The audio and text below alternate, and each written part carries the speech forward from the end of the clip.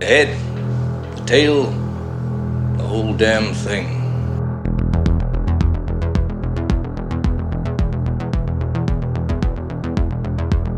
I hope you guys have had a nice time off here. It seems like it's been a little longer than usual, but maybe it's just me. Probably is me. I'm your announcer, Tyler Patton. Welcome once again to The Head, the Tail, the Whole Damn Thing with Mike D. McCarty and James Knight, your industry professionals doing reviews on cinematic masterpieces such as Saw and Heretic. I don't know, I feel like I was kind of gaslit for both of these. They weren't that good. I mean, have they ever seen any movies from the 80s? They're way better. I mean, what about Phantasm? I mean, now there's a movie. Oh, anyway, here we go. All right, boys, take it away. Okay. So essentially what you're saying is I will go and buy the Bear Creek starter kit where I just mixed 8 cups of water in a package and I throw some rotisserie chickens in it, and you're making fucking stock from bones and that's growing your own vegetables. And get them in the pressure cooker. Yeah. Put a nice bone in there, you got a stew going on. Oh, yeah. Carl Weathers. The chicken soup going because you're not feeling well, which makes me wonder if this episode is perhaps cursed. Because this episode is been a long time coming. Yeah, I was thinking the same thing because we have been trying to get this episode off the ground for a long time. Yeah, months ago. Before we recorded with Dana, we were supposed to do it, and then I got really sick and couldn't go out to the movie theater because it was only playing in the movie theater then. But since then, I recovered, obviously, and now you are sick, so. Yeah, we'll be all right. You got that chicken soup, which is good for the soul. It is. Chicken soup for the soul. That's what you want. Yeah. Today, on the docket, of course, the classic 2004 Saw, and then the recent release, 2024's Heretic. Yeah, about 20 years in between these movies. Yeah. I didn't think about that till just now. Good math. Yeah. But Excellent. We should jump in here and talk about Classic, a movie that spawned a giant franchise. Yeah. I'm going to be really clear right out the gate. I have seen very few of the movies in this franchise. I saw the original when it came out. I believe I saw the sequel after that. And then I was like, wow, they're making another one. Yeah, it just kept going, and it's still going today. Yeah, full disclosure, I when it first came out, I saw the original Saw, and I probably saw Saw 2, and then I didn't really keep up with it too much until I was on location one time, and I wanted to sort of burn through them. There were like 6 of them at that moment, and watched them all then. But it's never really been high on my list of like, oh yeah, the new Saw movie's coming out, I gotta check that out. But I actually did buy the, for $15, the 20-pack on Apple TV. Every Saw movie ever. Oh my God. Up until now, anyway. Yeah, well, and we will get into this in a little bit, but I think one of the reasons why I haven't invested heavily in the franchise in terms of watching the latest ones is because I get it. Like, I feel like the first movie, I was like, okay, I get it. And then when they made Saw 8, I'm like, yeah, I get it. Yeah, I mean, and good on them. Yeah, nice. Well, you want to hear my opening salvo of the Saw franchise? Yeah. Lay it on me. Let's just say in 1983, Matthew Broderick taught us what it was like to be on the receiving end of "Shall we play a game?" In War Games, when the Whopper Computer, not affiliated with the Restaurant Brands International, asks David Lightman to play a game, and he's all, sure, I'll just prevent a nuclear war in my spare time. It's cool. 8-bit schmate-bit. Meanwhile, in 2003, Jigsaw asks his victims cordially, via mini-cassette tape, would you like to play a game? Spoiler alert, they don't have a choice.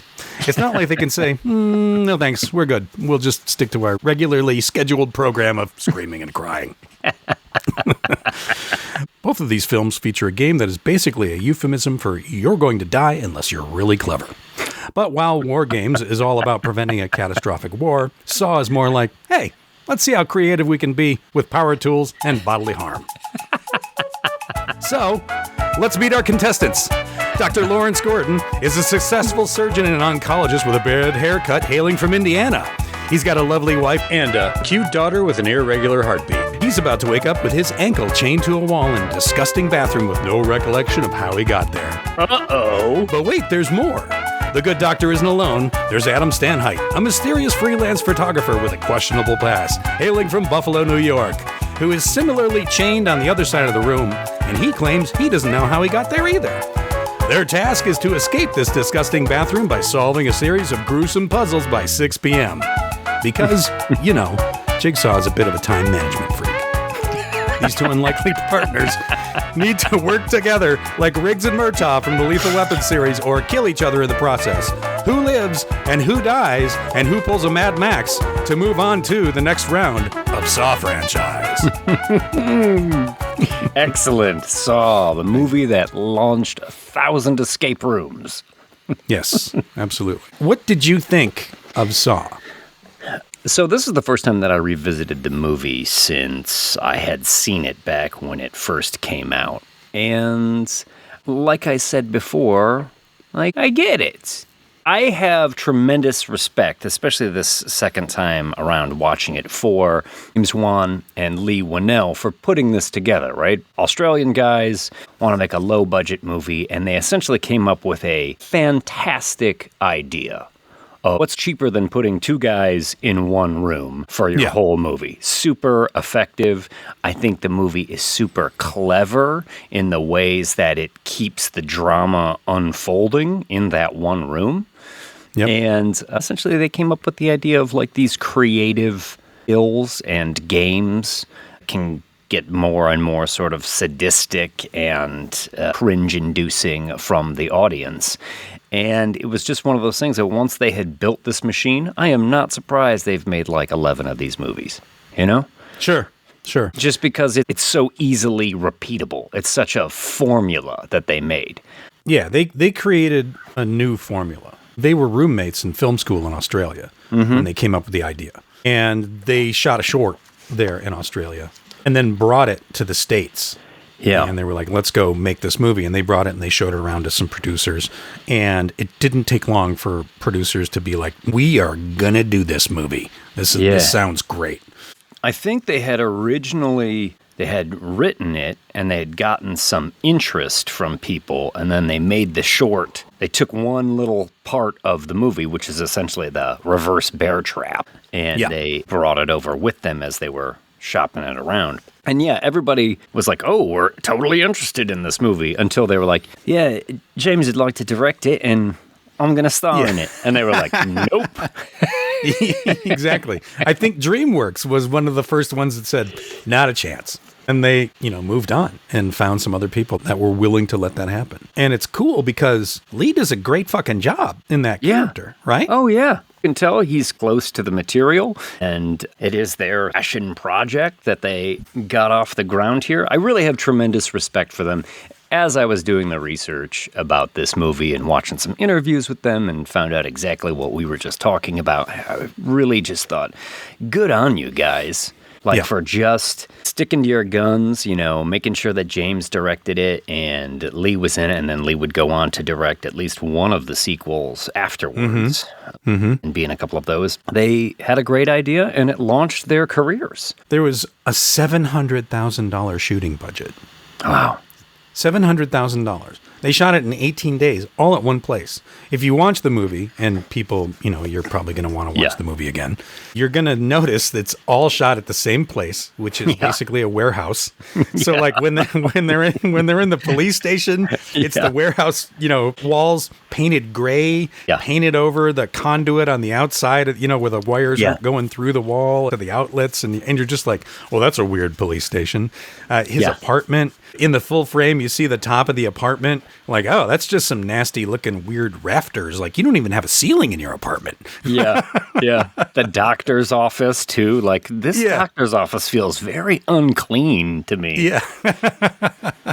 Yeah. It's brilliant because they didn't have to go anywhere. They just stay there for 18 days, shot the whole thing. Yeah. Let's go into it. Obviously, talked about how both these guys kind of wake up in the dark, chained to this thing. And between them is a dead body. Looks like he's blown half his head off with like he shot himself a revolver. And then the mysteries start to unfold, right? The body also has a recorder in his hand, and they both find little cassette tapes in their pockets, and there is a creepy voice on the other end saying, Dr. Lawrence Gordon, you've never appreciated anything in your life, and now you're going to learn a lesson, and your mission is to kill Adam. who is the other guy in the room. I think he finds a cassette tape and a bullet in his pocket, right? Yeah. Isn't that? Mm-hmm. Yeah. Yeah. Adam gets a similar message in there, although his is not to kill Lawrence. He's like, you've just been passive and watching other people your whole life, and now you're going to have to take control of your own situation, I think is basically what he says. It's kind of a raw deal. Yeah. Maybe Adam just likes to, sort of chill out, live a stress-free life, sit on his couch, watch Netflix. Here's an idea of, maybe some other saw traps. The doll in the corner of the room represents your daughter. It is her big recital today, and she is missing one sock. It is somewhere in her room. You are barefoot, and scattered across the floor are hundreds of single Legos, the same color as the carpet. You have 10 minutes to find the missing sock and get your daughter to the recital on time. Nice. Legos the same color as the carpet, you monster. How dare you, sir? Yeah, but right away the mind games begin, trying to figure out who put them in here and why they're in here. I think the message says, follow your heart. And he sees a heart, right? Because they've woken up in a bathroom, a real dingy, dirty-looking, essentially shithouse, I think is what Leigh Whannel calls it. There's a toilet in there, and on the toilet tank is a heart. And Lawrence, who's played by Carrie Elwes, is like, oh, look, follow your heart. And so Adam is in the toilet, and it's all full of, it looks like just shit, diarrhea. It's awful. And he just immediately sticks his hand in there and fishes around, and Lawrence is like, did you find anything? And he's like, no solids. That's what his line was. And then he's sitting there with one shitty hand, and Lawrence is like, oh, try the tank. And he lifts the lid off the tank. Yeah. And that's where he finds like a bag. And right afterwards, he says, oh, I wish I'd tried that first. Yeah. Yeah. And this is another movie where somebody gets covered in filth, like feces or urine or something like that. And after the initial, ooh, that's gross, it's never mentioned again. And I just thought, man, if you had just a shit hand, completely up to your forearm in filth, you would try probably the rest of the time you were in that room to wipe that off, wash it off, get it. You're going to take off your shirt and you're going to use that, as best you can. Yes. But inside the toilet tank is where they find the hacksaws and a bunch of pictures that will come into play a little bit later in the movie. And they, of course, they try and saw through the chains as anyone would. And that's high tensile steel. Take you 10 minutes to hack through that. You're lucky you can cut through your ankle in 5. That's a little original Mad Max. Mad Max there. Yeah. Absolutely. Speaking of Mad Max, I will say one of the things I don't necessarily dig about this movie is a little bit of what I want to call the heavy metal video camera work that's in it. Just where it gets incredibly sped up and everybody's shaking around and twitching and stuff, and it looks a little bit like a Tool music video or something like that. The camera's going 360 around and it's sped up to make them look like they're just twitching uncontrollably, and they do that over and over again throughout this movie, and I just find it a little bit irritating, I guess, for lack of a better word. Part of the reason why they did that is because obviously they had $700,000 to shoot it. They had to do it in 18 days. They were very frugal with what they were able to get on camera. It was one take or 2 takes and moving on. And they had to use so much of that footage and reuse footage and even use behind-the-scenes stills that were taken and digitize them and put them into the film to pad out everything, because they didn't quite have enough of what they needed to make the movie, so they had to extend that stuff. And No they can make shit. it, they'll do that big spirally kind of thing, and they'll speed it up, and then they'll do it in reverse. And it's because they needed to do all of that to sort of basically create the film. There was even some stuff at the end where he's like, I took some stills and I digitized them and I just incorporated them into it. Like when they're showing all the stuff on the wall in Danny's dirty little apartment that he's got. Yeah. What a dump. What a dump. Yeah. Adam's apartment, is it? Yeah, that's how they did that. And this has been a Hollywood Saw Minute. Well, I guess that makes a lot of sense. Yeah. I applaud them for finding a solution as they did. It's just, as an audience member, it's not my favorite choice. It's also one of those movies that is clever in a way that you watch the original Texas Chainsaw Massacre, right? Mm-hmm. And it's not gruesome. You would swear that is a gruesome movie, that it's gory, it's over the top. Yeah. There's hardly any blood shed in that movie. It's all in your mind. It's all in sound effects. And the same thing with the first Saw. They just didn't have the money to do it. Yeah. So, again, that's where the camera work comes into play.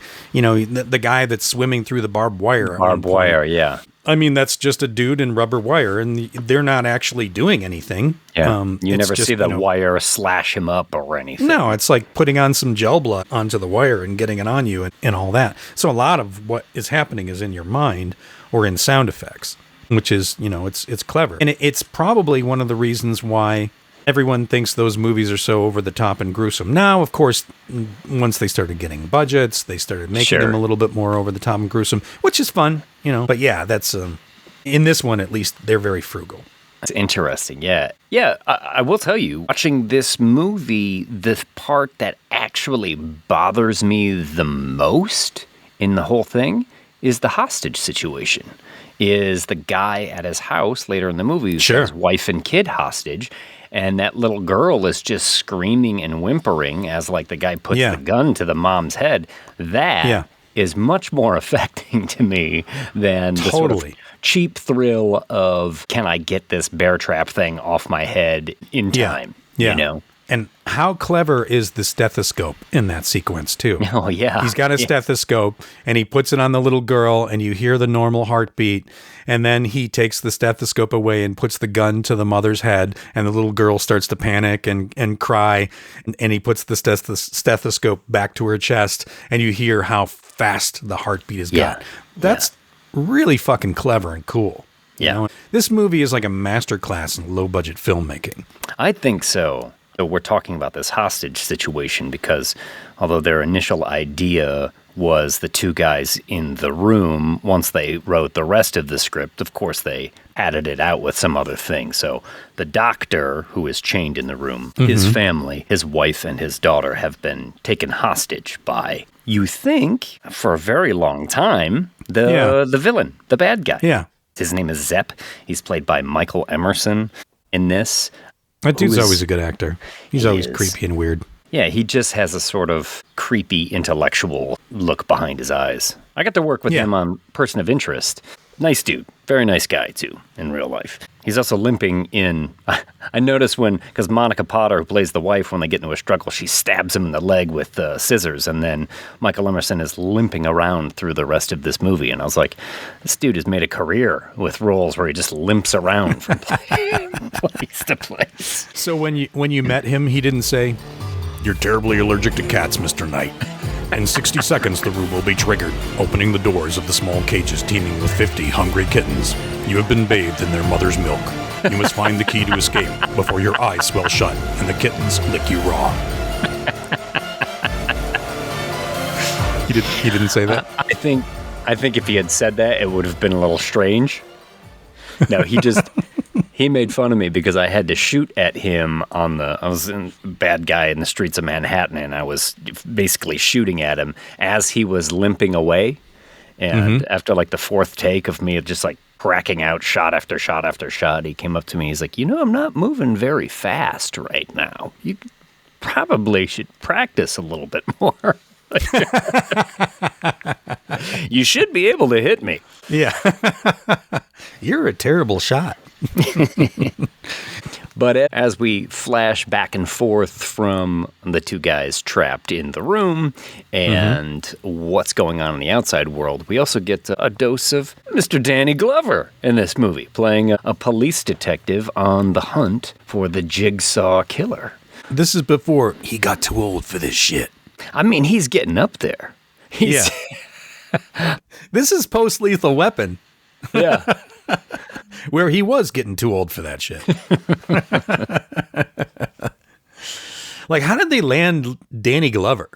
With a low-budget movie, they actually got a pretty solid cast. They did. With Carrie Elwes, Danny Glover, Monica Potter, who plays wife. Michael Emerson was pretty new to the scene, but Tobin Bell had certainly been in a lot of stuff up to this point. So they had he was a good really, character actor. Yeah. A really solid cast going on in this. I think I saw an interview of them where they're like, yeah, once we got into casting, we just couldn't believe our luck. But tell me, Mike, like, what sticks out to you in this movie? Good, bad, noteworthy? I mean, we've talked a little bit about the process of how it was made, but are there any particular gags or tricks? You said it's pretty light on the effects. I'll be honest, I gained a lot more respect for this movie after I researched it, you know? Yeah. Because when it first came out, I'm like, whatever. It's a low-budget, weird horror movie that looks like a Tool video, and they're going over the top. They're going for that torture porn at the time. I always thought, I don't think that's for me. Yeah. I feel like, it might be a little bit too much. And then I watched it, and I was like, oh, that wasn't so bad at all. It's like, again, it had been played up in my mind, much like the over gruesome Texas Chainsaw Massacre, which again is mostly in the background. You're not really seeing anything on camera that's that fucked up. I mean, I'm sure people are going to listen and be like, what? Really? Texas Chainsaw Massacre isn't fucked up? Like the girl tied to a chair and screaming and fucking chicken and bones hanging through it. Okay, yeah, it's a little fucked up. And weird makeup grandpa's going to hit her with a hammer. I mean, okay. Maybe I should back off a little bit. What I mean is on-screen, visceral, gory violence. Those movies live in your mind in a different way as well. You take it to the next level in your imagination a lot of times. Yeah, so I wasn't a big like, hey, I can't wait. It was more checking it out later and then going, wow, okay, look at what they did with no money and what they built. And it was basically, like I said, two guys, they were roommates in film school, and they came up with this idea, and it's turned into it launched their careers like crazy. I mean, James Wan, he is synonymous with horror. Yeah. And prior to this, they were nobody, of course. They were just, film students that wanted to do something fun. They just hit that fucking thing right on the nose of what everyone wanted, I guess. Yeah. And there's an interesting morality tale in a lot of what happens in the Saw movies, as far as like the people that are his victims aren't necessarily good people. He takes people that have a shady history, whether they're a drug addict or they're a doctor that misdiagnosed somebody or something like that. It's like vigilante justice. Yeah. Yeah. That's what Jigsaw's about. Yeah, I agree with you. I think they just built perfect little machine. You know, the story is pretty simple. Very. Not that this doesn't have a lot of twists in it, because it is very clever. It has a lot of twists in it. I think the climax of this movie is phenomenal. But like, they built essentially a simple story and the ability to put in all of these creative, gruesome little tricks and traps and gags in there. Yeah. And it's not my particular cup of tea, but I can totally imagine somebody being really into these movies, or kids today who are just getting into horror movies and stuff, picking them up and watching a few of them. Yeah. Because, it's just a perfect little machine for a horror movie. And as far as like the things in the film, I would say my favorite, obviously, probably everyone's favorite, is the reverse bear trap on Shawnee Smith's head. Oh, totally. And it's clever, it's cool, it's got proof of concept right before showing you what's going to happen. Yeah, absolutely. Yeah. No, you always got to show the axe chopping wood before it hits somebody in the chest. Exactly. You always have to have proof of. So important for these devices in particular, right? Yeah. You want to know what's going on. Yeah, so she's got this thing. It's attached to her head. She can't get it off. There's a lock on the back that will release it. And then she sees the video that shows the bear trap on the plaster head and how it explodes it. And I believe that video was from a test they did, that the physical effects guy did to test it. Yes. Yeah. Yeah. Again, they're using everything. They're being frugal and using everything they fucking can. Yeah. To fill this movie out. I saw an interview with them, and Leigh Whannel was saying that the guy that built that reverse bear trap built it for real. And they were like, dude, you can't you can't put that on an actor. actively working, you know? When they made the short that they were shopping it around, essentially Leigh was the person trapped in that reverse bear trap thing. You can see the short on YouTube. But when they went and had it made, they took it to like a machinist or something, and he was like, "Oh, it'll take me about a week or something." And they came back expecting it to be sort of chintzy, and it ended up being this huge, ornate, gruesome-looking helmet. And super heavy too, apparently. Yes. Like I don't think anyone wants to put this on. It might accidentally tear your head off if you're not careful. You know the Australians in their filmmaking, they're just like, whatever. Sure. Like in the original Mad Max, he welds a plate to the front of his truck so he can, just run over that motorcycle that's in the street. It's standing there, it's got a dummy on it, just drive your truck straight into it. All right, mate. What I'm going to need is a case of beer. And that's what he did it for. Case of beer, weld a plate on the front of my truck, I'll drive it through a fucking whatever you want. Beautiful. So this guy builds something that could actually tear your head off. This has been a Melbourne Minute. Yeah, the reverse bear trap, the trick about it too is that the key is trapped in the stomach of the body in the room with you. Yeah, and she thinks it's a dead body, and when she gets over there, the guy starts to wake up. That's actually one of the producers. Aaron was the guy laying on the floor. Oh, really? Yeah, totally. Amazing. Everybody gets a turn. Yeah, totally. Fantastic. I did think it was a little mean of Jigsaw to just lie about it, though, because I think he does say the dead body in the room with you, and she gets over to him, and it's like, that guy's not dead. Now you're just being mean. Come on, Jigsaw. Why are you being so mean? Yeah. What else you like or dislike about this movie? Again, I love how clever it is. I love the twists and the turns. I think, the first time you see it, there's a lot of genuine surprises in it, especially the very end. That climax is great. Yeah. Before we get into that, though, I do want to talk about a couple of things that I don't dig.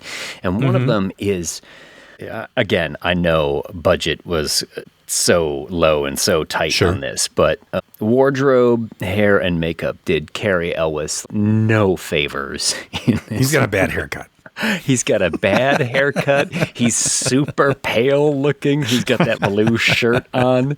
And he looks like a wax dummy of Cary Elwes through a lot of this movie. I mean, let's face it. They didn't have the time or the money to do what they had to do. And they're all just, in a fucking dirty warehouse in Los Angeles for 18 days. And it looks like it. He looks terrible in this movie through most of it. And it's funny because he's so pale and he's so pasty. But they managed to make him even paler. At the end of his movie. After he cuts his foot off.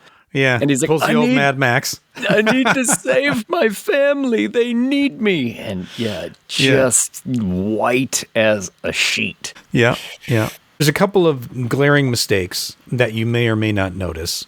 And again, it's because no money, no time. Sure. They went and they did some reshoots. When the cops go and they think they've caught on to Jigsaw in his lair, and there's the guy sitting there. I want to talk about this scene. Yeah, with the two drill bits coming towards his head. First of all, it's dangerous to fire your weapon at those drill bits to try and dislodge them. I'm thinking, someone's going to get hurt. Yeah, but when that trap gets activated, right? Essentially, the guy's strapped to a chair, and the drill bits are getting closer and closer. And Jigsaw's like, "The key is on the ring over there." And then he pulls a ring, and it's got like 200 keys on it. And he's like, Exactly. "Which one? Which one?" And I just kept going, like, "Break it! Break the fucking thing right now! Break it! There's got to be a way to just break it. Fuck the key, just break the machine." You don't have to use the key. Yeah. It's one of the small ones. So, yes, the fact that he eventually just shoots the drill bits off, I was like, well, it's perhaps not the way I would have broken it, but at least the spirit of the idea is there. But then when Jigsaw escapes and they're going through the tunnel system to track him down, right? Yeah. The one cop is advancing with a shotgun, and he's about to step into that tripwire with all the shotguns that are above his head. Sure. Right? Sure. As he steps into the room, in the full-frame version of the shot, you can see it's a reshoot with Leigh Whannel holding the shotgun. Oh, really? And not the actor. Yeah. Not Ken Leong? Yeah. Wow. But it happens so fast, and you don't see it unless it's full frame because, you know, in the widescreen version of it, they're chopping the top of that full frame off. So they're cutting off the fact that it's his head. But in the full frame version, you can see it's him walking in the room with a shotgun, and then the guns go off and he falls down. I love that gag. You know how that one plays out? You know, hitting a tripwire and a bunch of shotguns go off and blow your head off from above. That's clever and that's fun. Yeah. I mean, I can't believe I'm saying that's fun, but it is. And then when the body falls to the ground, and again, frugal with everything. Most of that is just blood splashed on a wall and blood splashed down the wardrobe in a tight close-up so that you don't actually see a big giant makeup effect or anything. Yeah, no, you don't There's a little see bit of makeup on his head when he's laying on the ground. anybody's head explode because a 12 gauge went off 3 feet away. Yeah. I do want to talk about that scene. I did think it was funny. So Danny Glover is one of the detectives. Ken Leong is playing the younger detective. Danny Glover's been obsessing about it, and they find Jigsaw's lair, and that's where they find the guy who's trapped into the drill machine and all that. As they're searching around the lair, they hear the elevator, and they're like, oh, Jigsaw is come back home, so we all gotta hide. And then when Jigsaw comes up the elevator, I mean, did you think it was odd at all that he's wearing like a supervillain's costume? He's in a full black silk robe with red trim, and it's hiding his face. He looks either like a heavyweight prize fighter who's making his way to the ring. He does look like a heavyweight prize fighter. Or a fucking supervillain. And I know for the movie, you've got to keep his ID secret, right? But I just thought, like, you just wore that? Like, presumably you were just at the grocery store or something, walking around, buying, like, I need a bag of oranges, and gotta stop by the hardware store and get 16-inch blades for the skill saw, or whatever. He's just wearing that all around. I thought that's kind of fucking ridiculous there. Yeah, it is like he's entering the ring. Like you expect him to be wearing boxer shoes and have some shorts that say Jigsaw on them. You know that puppet? Leigh made that puppet as well? Yeah, well, I didn't know that he made it, but I knew it was part of the original Hitch. And it's the one they made for the short film. And then they thought, like, oh, well, we'll just get somebody to make a new, better-looking puppet. And all they did was take the hat off it.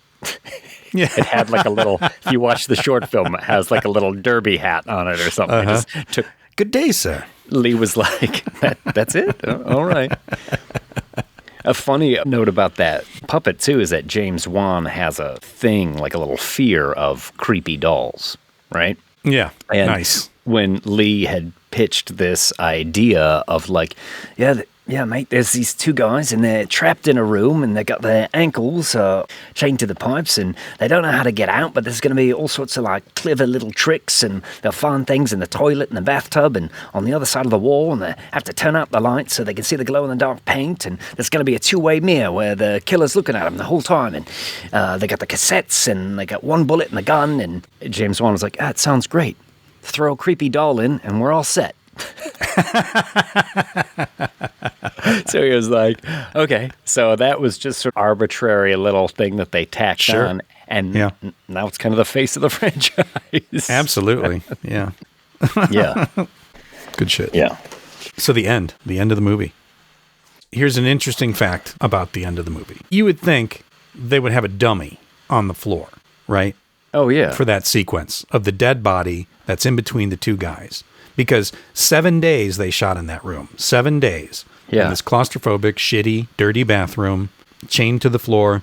And at one point, Carrie even got stuck in his chain through part of lunch because they had put like the wrong thing in the hole to like put the clasp, and they couldn't get it out. And he was just kind of stranded there for a little while as they were trying to get the ankle cuff off of Do you him. suppose he looked at that saw a little bit and was like, how hungry am I? Yeah, exactly.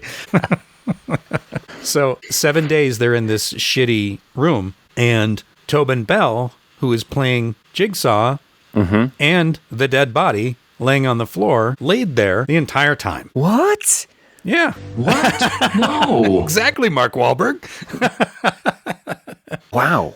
That's such a long time. I would have thought that he didn't use a stand-in or anything like He that. wanted to do it himself. Holy He's wearing a smokes. makeup on his head that looks like Yeah. his head has been blown apart. Yeah. Yeah. Okay, let's go back to just how clever Jigsaw is. He can Yeah. build Yeah. puppets. He can build elaborate death traps. Sure. Engineer. He's apparently really good at makeup effects. Yeah. Yeah. Because he did it on the back of his own head. Yeah. He knows a lot about medicine because he knows how to paralyze people and not It's kill true. them. He's really good at electronics, obviously. This guy is kind of a super genius, so he really is a supervillain. Maybe that costume is kind of legit. Yeah. He's got to start dressing the part. Yeah. But he gets up off the floor. All of a sudden, the dead body that, you've been watching the entire fucking movie, Mom, is not really a dead body. That guy Yeah. stirs. He gets up. He starts to tear the makeup off of his head, revealing that he is fine. And that is fucking awesome. Remember the first Yeah. time I saw that? Wow. That Yeah. is a clever fucking twist. It's a great twist, and the sequence starts when, time is up, and the guy who has the doctor's family hostage in the house says, time's up, it's time to kill you, right? Yeah. There's a struggle. Because it's 6 o'clock. 6 o'clock is when the time is up. Monica Potter, the wife, I think her name is Allie, maybe, has gotten free of her bonds, and she struggles with him, and she stabs him in the leg with scissors as Danny Glover, who's been surveilling the house the whole time, comes crashing in through the door, shooting guns, boom. I ain't too old for this shit. That's right. Michael Emerson, who's been playing Zepp, who you think is the bad guy this whole time, Yep. flees to go kill Carrie Elwes and presumably Adam in the bathroom where they're all chained up. And, it's after 6. Because of a cell phone call, Carrie Elwes could hear his family struggling with the killer. He freaks out. He grabs the hacksaw. He cuts his foot off. The music is pounding. Yeah. And to what you're saying, it lives largely in your imagination. You see the hacksaw blade come down, and then there's like the squirt of blood as he starts sawing his ankle, but it doesn't show him like saw the actual foot off. And then he's got just kind of a bloody wrap of his shirt that he tried to use a tourniquet, which is masking his foot. That's like all they did for that. I mean, what else can you do, really? Yeah. It's okay because it's all working. Carrie Elwes shoots Adam. He does the thing that he's supposed to do, which is you've got to kill Adam if you want to save your family. Time has run out, but he's desperate. He shoots him, and then Michael Emerson comes in. He says, I'm sorry, these are the rules. I got to kill you. And that's when you find out that Carrie Elwes just winged Adam. Yeah. Who stands up, right? Does he shoot Zepp? Is that how he kills him? I can't remember, to be honest. But he saves the day. But that's also when you find out, after Carrie Elwes is like, I'm going to go get help. Yeah. And he starts I'm gonna dragging drag myself himself out of here. out of the room as Adam is still chained to the pipes. And that's when you get that reveal of Jigsaw has been the corpse in the room the whole time, and he's getting up, and it kind of flashes to Zepp, who you see has been playing the game too. He's listening to a recorder, and he says, you have a poison in your system, and if you don't take this guy's family hostage, and if you don't play by the rules, you'll never get the antidote. And so not only do they reveal that the killer is in the room the whole time, but a guy that you thought was the killer there's a little switcheroo happening there. Excellent climax in this movie. How long do you think Jigsaw had to prepare, knowing that, game weekend is coming up, and he's got to get this guy, he's got to capture this person, he's got to knock this person out, he's got to chain him up in the basement. His greatest skill is scheduling. Absolutely. He's got a very involved Google Calendar. It's got every color of the rainbow is on there. I was thinking about failed Saw machines and stuff, and I was like, Jigsaw would be kind of a terrible game show host.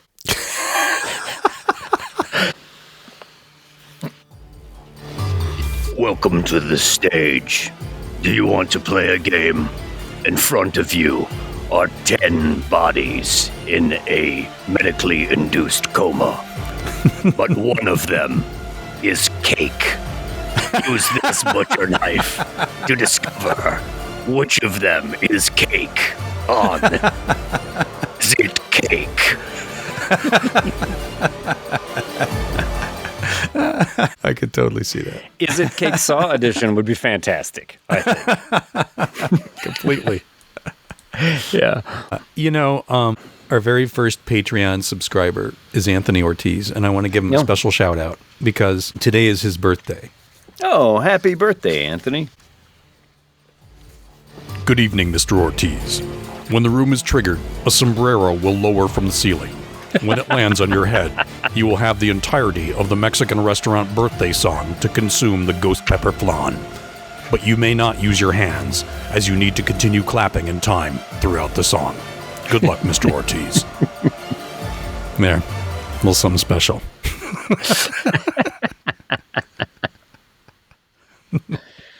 All right.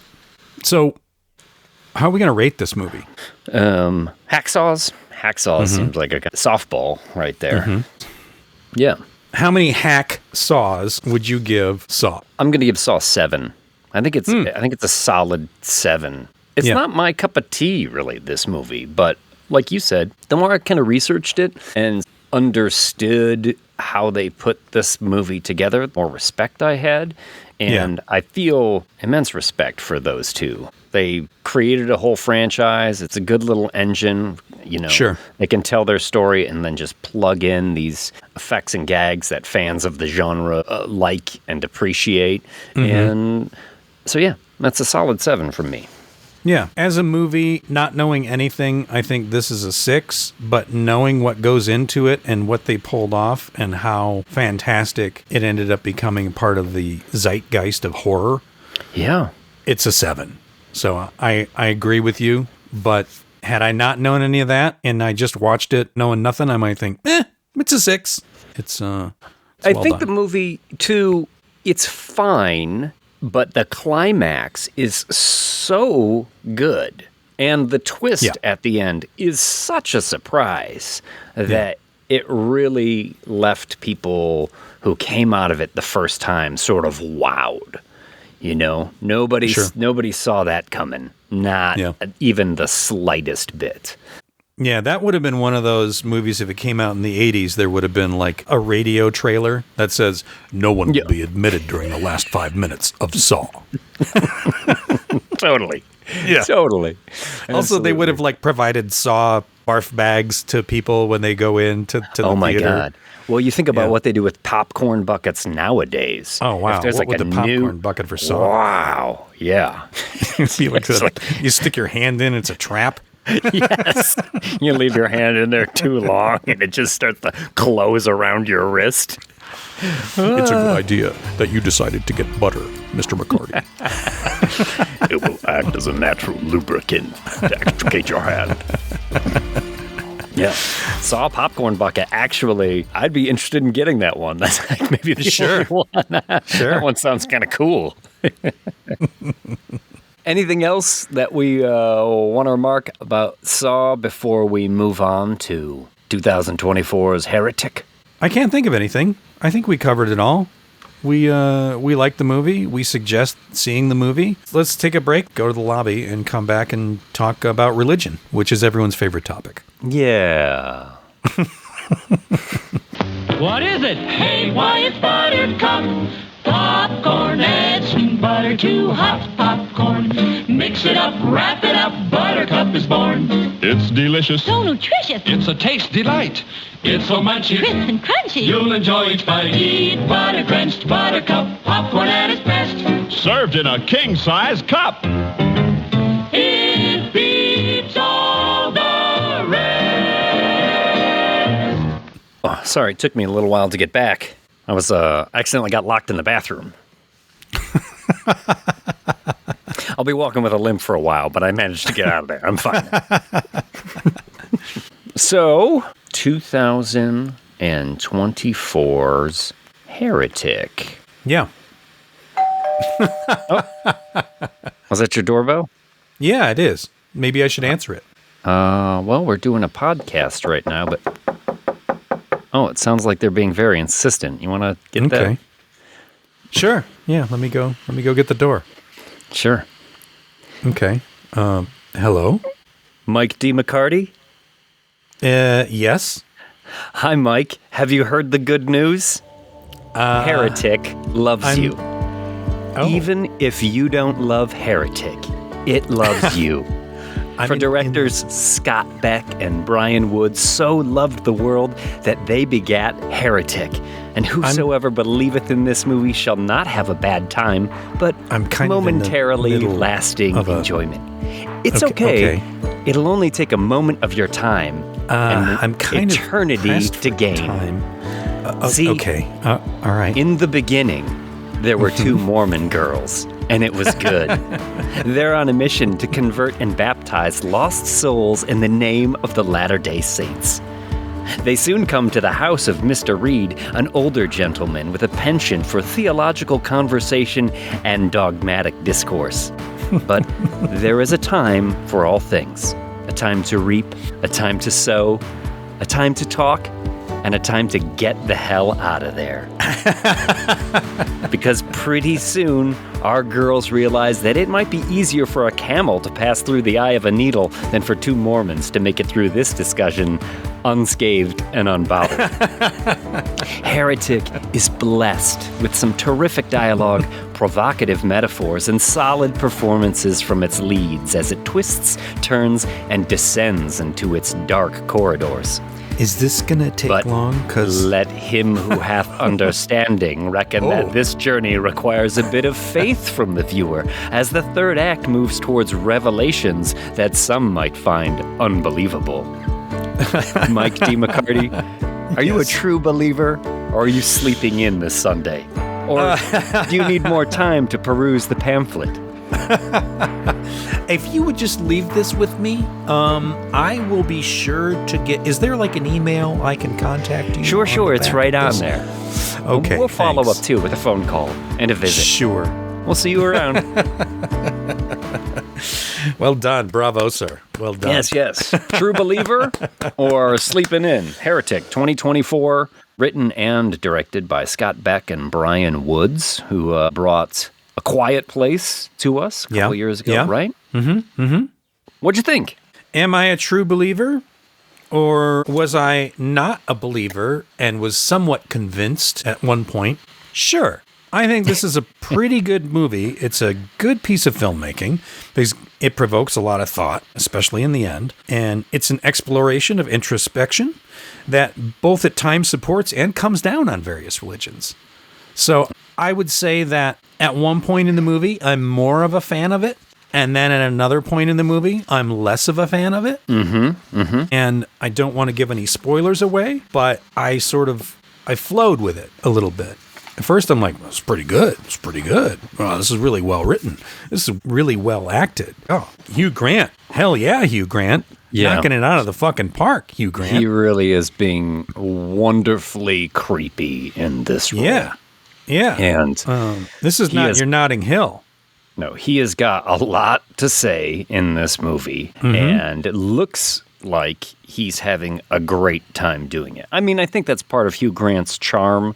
I mean, that charm is his chief currency, right? He makes everything seem like he's sort of bumbling through in a way and having a good time. But this one is very measured, direct, pointed. But at the same time, he brings that sort of like, yes, I just thought of this, and he's just always got that sort of air of playfulness around him that even when he's being supremely creepy in this movie, I think it allows for some interesting interactions. Got our two Mormon girls. Sophie Thatcher plays Sister Barnes, and Chloe East plays Sister Paxton. Yeah. They are Mormons in his house, part of their mission, and everybody is so polite in this movie for such a long time. Even when things are like really going south. I don't know if you picked up on that, but everybody is still being very sort of nice. Especially Sister Paxton. The girls are very different. Paxton is a believer, but she's also curious because in the beginning of the movie, she brings up pornography that she stumbled across and how she feels that the girl at the end of the pornographic scene was showing her guilt. And that was the spirit. That was the Lord reaching out to her, letting her know that she is on the right path because look at this woman who feels guilty and ashamed of what she's done. You know? That is literally in the first 5 minutes of the movie is the conversation that you're talking about. We're not spoiling anything there.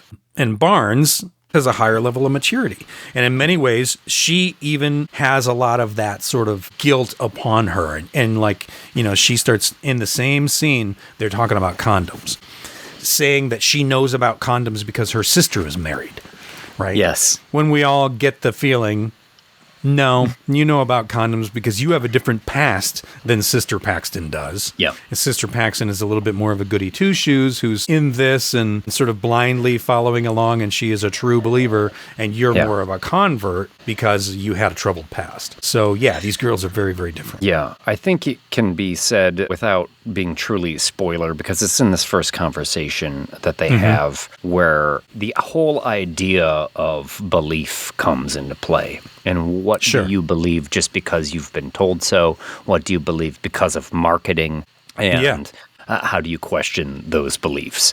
These two women are fantastic pairing here because Chloe East, Sister Paxton, very goody two-shoes, costumed with the little sweater over her and the glasses. And then you've got Sophie Thatcher playing Sister Barnes, who is dressed darker and has a more grounded, worldly energy. She looks more like a goth girl that decided she needed religion. A little bit, right? Yeah. She's got dark hair and dark clothes. But they're a great two-pronged attack on this, on the mission that these girls will be on. And it was something I appreciated for most of this movie. This movie's asking you to listen a lot. You know, as far as horror movies go, this is, you know, a thriller, certainly, and it is dealing with some very heady ideas about religion, essentially, but it goes beyond that. I think what I enjoyed about this movie the most is I think when you are dealing with a subject like that, the trap is to fall clearly onto one side or the other. Yeah. You know, to either make a movie where it's like very cynical, like religion, God is dead, everything is terrible, and welcome to this horror movie. This movie does a really good job of riding that middle line and not falling on either side. At one point, you think it's falling on one side, and then it flips over and it starts showing you the other side, and it goes, it seesaws back and forth really nicely. Exactly. It doesn't fall on the other side either, which would be some sort of sappy, like, oh, God is watching us and protecting us, and it's able to tell for me, very engaging story all the way throughout. Not perfect. There are definitely issues that I have with this movie. There are some character shifts that I found a little bit too abrupt. And I don't think it's the actor's fault with that. I think it is the writing's fault with that because the actors do a very commendable job all the way throughout this, you know, handling these heady discussions and these dialogues and debates as it continues. I feel like they were doing a beautiful job of painting a room, and they started in one corner and they were just putting this wonderful mural on the floor and on the walls, and they sort of pulled out and they're talking about the similarities between everything. And so you're painting like probably a picture of like 9 different religious deities on this wonderful floor. And they got to a corner and then they went, we're kind of stuck here. How do we get out? I think they painted themselves into a corner at one point, and then the movie takes a bit of a shift. And yeah, like I said, I liked it a lot more up until one moment, and then started to like it a little less, but then started to come back around to it and at the end again. Not quite as much as in the beginning, though. So I definitely fluctuated in how I felt about this movie all the way through it. Well, what do you want to rate this one with? I don't know. I was thinking about that this morning because I wasn't quite sure. There's a lot of butterfly imagery in this movie, too. Yeah. Throughout the whole thing. And because I watched it the second time with subtitles, sometimes songs come on, and the songs have to do with butterflies, too. Oh, very nice. Okay. I didn't catch that. I'm going to suggest that we do butterflies for Heretic. And then when we get into the spoiler-filled section after our short break, we can talk about it. So how many butterflies would you give Heretic? I think I was definitely in the 8.5 to 9 range of butterflies at one point, and then I dropped it. And in the end, I would say 7.5. I liked it more than a lot of other things we've seen, and I liked it less than things like The First Omen, which I know some people are like, I can't believe you like that movie, you're an idiot. Which is fine. I'm an idiot. But yeah. At times it was a 9, but in the end, I'm going to call it a 7.5. It's what you want. It's not quite King Fancy. I'm going to go with an 8 on this. Okay. And it's funny, I know I also give The Lost Boys 8. You know, we are quantifying art right now, but they're two very different experiences. I'm not going to say that I like this one as much as The Lost Boys. Lost Boys is certainly more watchable in terms of repeat watches and stuff, just because it's more fun. But I do think that this movie has a lot of craft behind it. And yeah, they do perhaps paint themselves into a corner, but I really enjoyed how this movie ends. And I think that might actually be sort of interesting. Controversial for some people, but I will say without getting into spoiler that the end has a lot of ambiguity to it, and there's probably a lot of different ways you could look at it. That's actually what I like about it. Well, after we get back from the lobby, you need to convert me to an 8.5. All right. I'll see if I can get an extra 0.5 out of there. Yeah. All right, let's head to the lobby, and then we will come back and spoil everything about Heretic. Sounds good. Let's all go to the lobby. Let's all go to the lobby. Let's all go to the diva to get ourselves a treat. Delicious things to eat. The popcorn can't be beat. The spark. Dear brothers and sisters, for $1 donated is another saved soul. Give to the church of the Carcarid and Carcarius.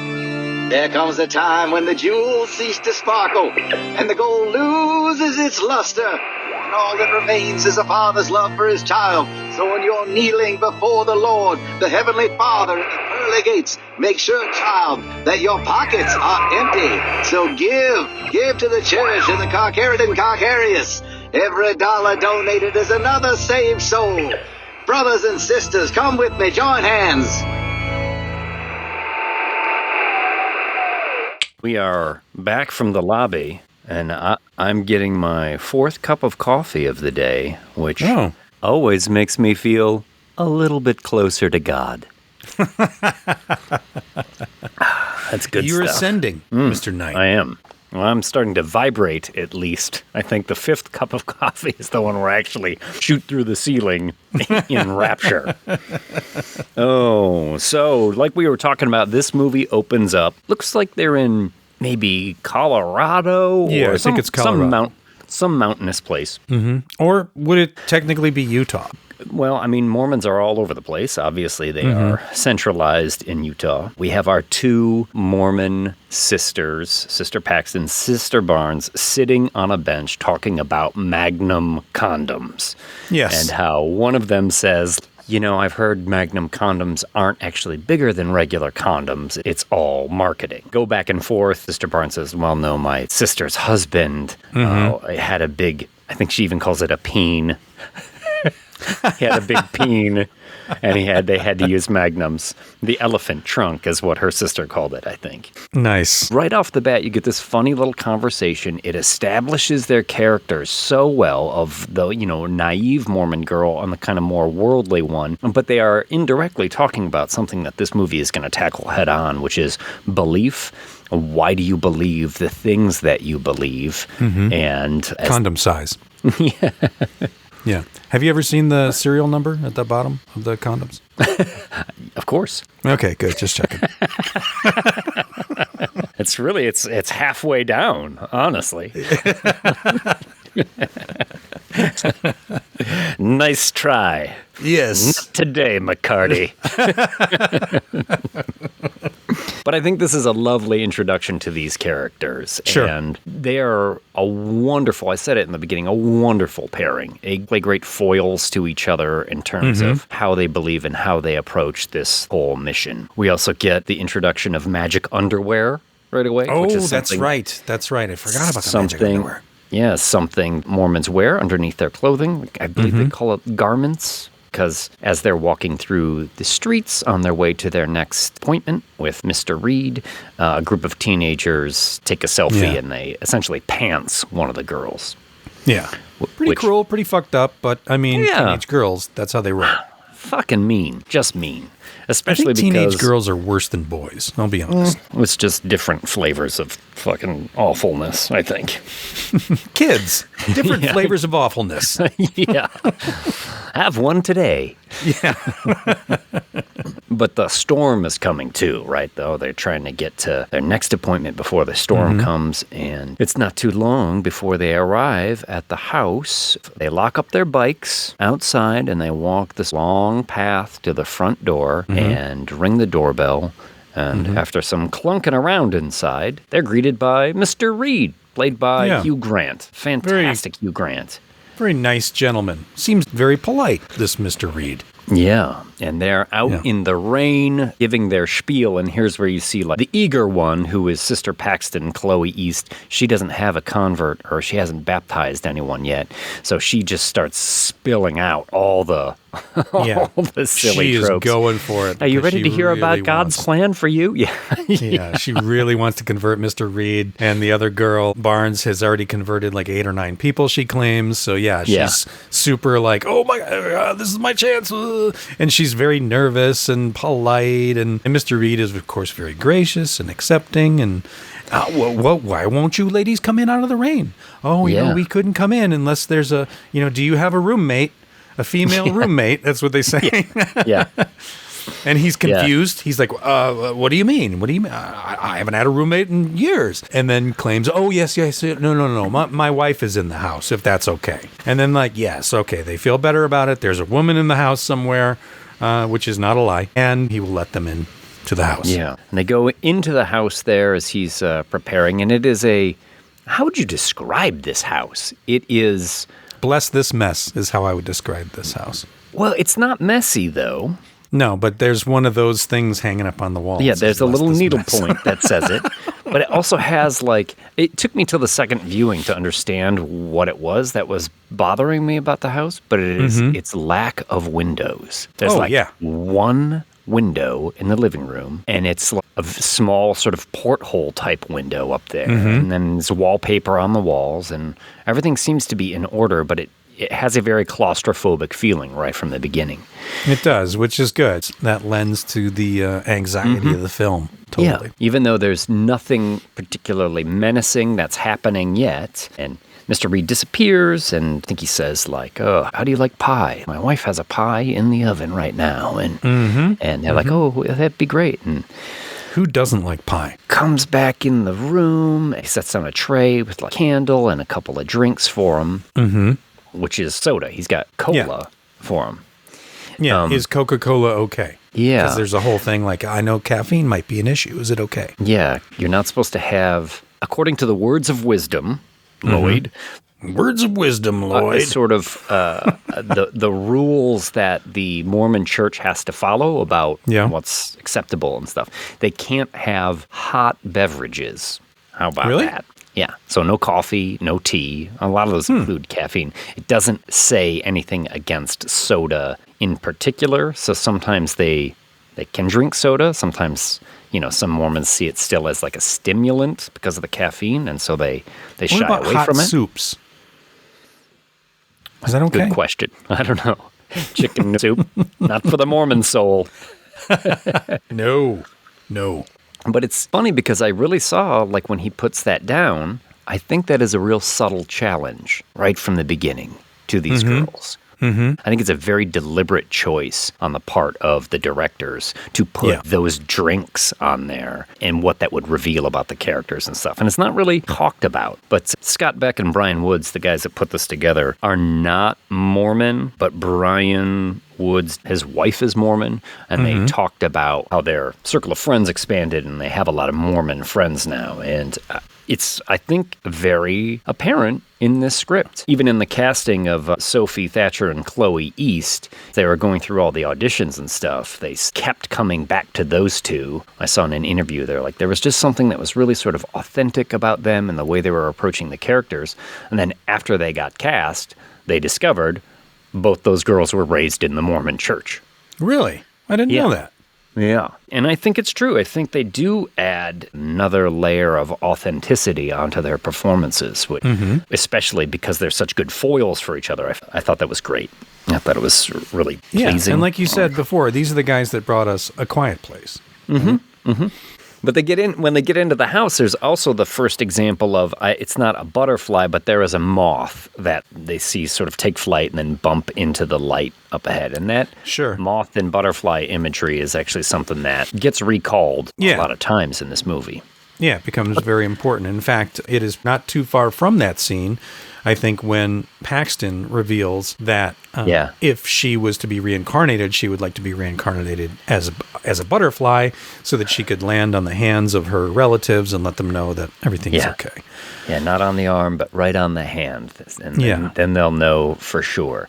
It's a delightful little bit from her, too, especially because they're in the process of talking to the guy about the Mormon Church, and she just sort of like casually drops the idea of reincarnation, which is not in the Mormon Church, I believe, at all. So I'm not sure where she gets that from, because she's such a Mormon believer, and she's so like steadfast.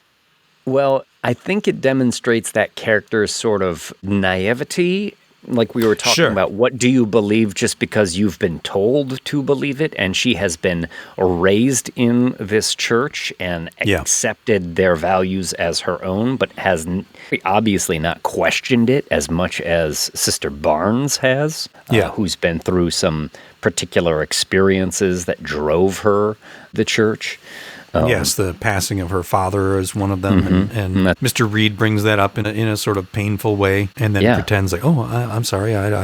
Yeah, he is from the beginning challenging them, and it's not, especially in this part of the movie, it never comes across as aggressive or anything. Like I mentioned before, before we went to the lobby, like everyone's so polite throughout so much of this movie that even when shit starts to get dicey, they're still not being aggressive or even very assertive with each other. Especially Paxton. Especially her, Here we get first discussions of Mormon religion, and he says, like, how do you feel about polygamy? And they talk about the Mormon Church's history with polygamy, was a way to increase their numbers because they needed more people. That was his first challenge of them is, do you believe in it? And he's like, well, I'd like to ask you a very sensitive question, if it's okay, and do you believe in polygamy? And they're both like, okay. And then it's Barnes who comes up with the whole, yes, I believe that was something that came about in the very beginning, and it was to sort of promote having children within the religion and to grow the ranks, and isn't necessary anymore. Yeah, that is the stock answer, actually, from the Mormon Church. That's exactly what they will tell you. And then he sort of deflects and says, like, I think that Joseph Smith used divine revelation, to have consequence-free sex and to justify the affairs that he was having on his wife. As you do. Some real sharp stuff going back and forth. And this is when, of course, he reveals his Book of Mormon, and it's got all these tabs and dog ears in it and bookmarks. He has gone through that thing. Sister Paxton is like, oh my goodness, Mr. Reed, we should be more like you. This is amazing. Like, you've done all your homework. And she's playing it all up and being so sweet and really good. And the discussions are getting serious, and they're like, oh, is your wife gonna come join us? We have to see your wife. And he's like, oh, let me just go check on her again. Yeah. Has he blown the candle out yet? I think he blows the candle out before he leaves the room, doesn't he? That's right. Yeah. That's exactly right. Because they have a thing like, she's got a pie in the oven, and can you guess what kind of pie it is? And they're like, it smells like blueberry pie. And he's like, you're absolutely right. It is blueberry pie. Let me go check on it. Blows out the candle and leaves the room. And then Sister Barnes, as they're sitting there, reaches over to the candle and turns it very slowly around and sees the label on the other side, and it is a blueberry pie scented candle. Yeah. Brilliant. Oh, we should try and get out of here. And suddenly this feels like a saw trap. Yeah. Go to the front door, and they're like, we'll wrap it up here, and then we'll head back out. And is that when they realize that the front door has been locked and they can't unlock it to get out? Yeah, I think it's shortly after that they realize, because I think they do want to try and stay and say goodbye, essentially, and that they got to go. And then they fake having a phone call, like, oh, I just got a phone call from the church. And it is one of those things, as soon as they come in the house, he says something akin to like, I hope you're okay with the metal in the walls and ceilings. And they're like, yeah that's fine. Yeah. And it's quick and it's thrown away. I say that to people all the time. Yeah. I hope you're okay with the fact that I live in a Faraday cage. It's insane. I'm sorry, what? Anyway. Both my wife and I went, the metal and walls and the sea. If you tried to chop your way out of the room, you couldn't. I'm just saying. Not that you'll have to. But they say like, oh, we've got to call and we've got to leave, and he's coaxing them deeper into the house. Deeper to the dark hallway. Yeah, my wife is right through here. She's just being shy, but come on. And they can't get out, and well, that's the other thing they realize is that he took their coats when they came in. Yeah. So they don't have the key to the bike lock.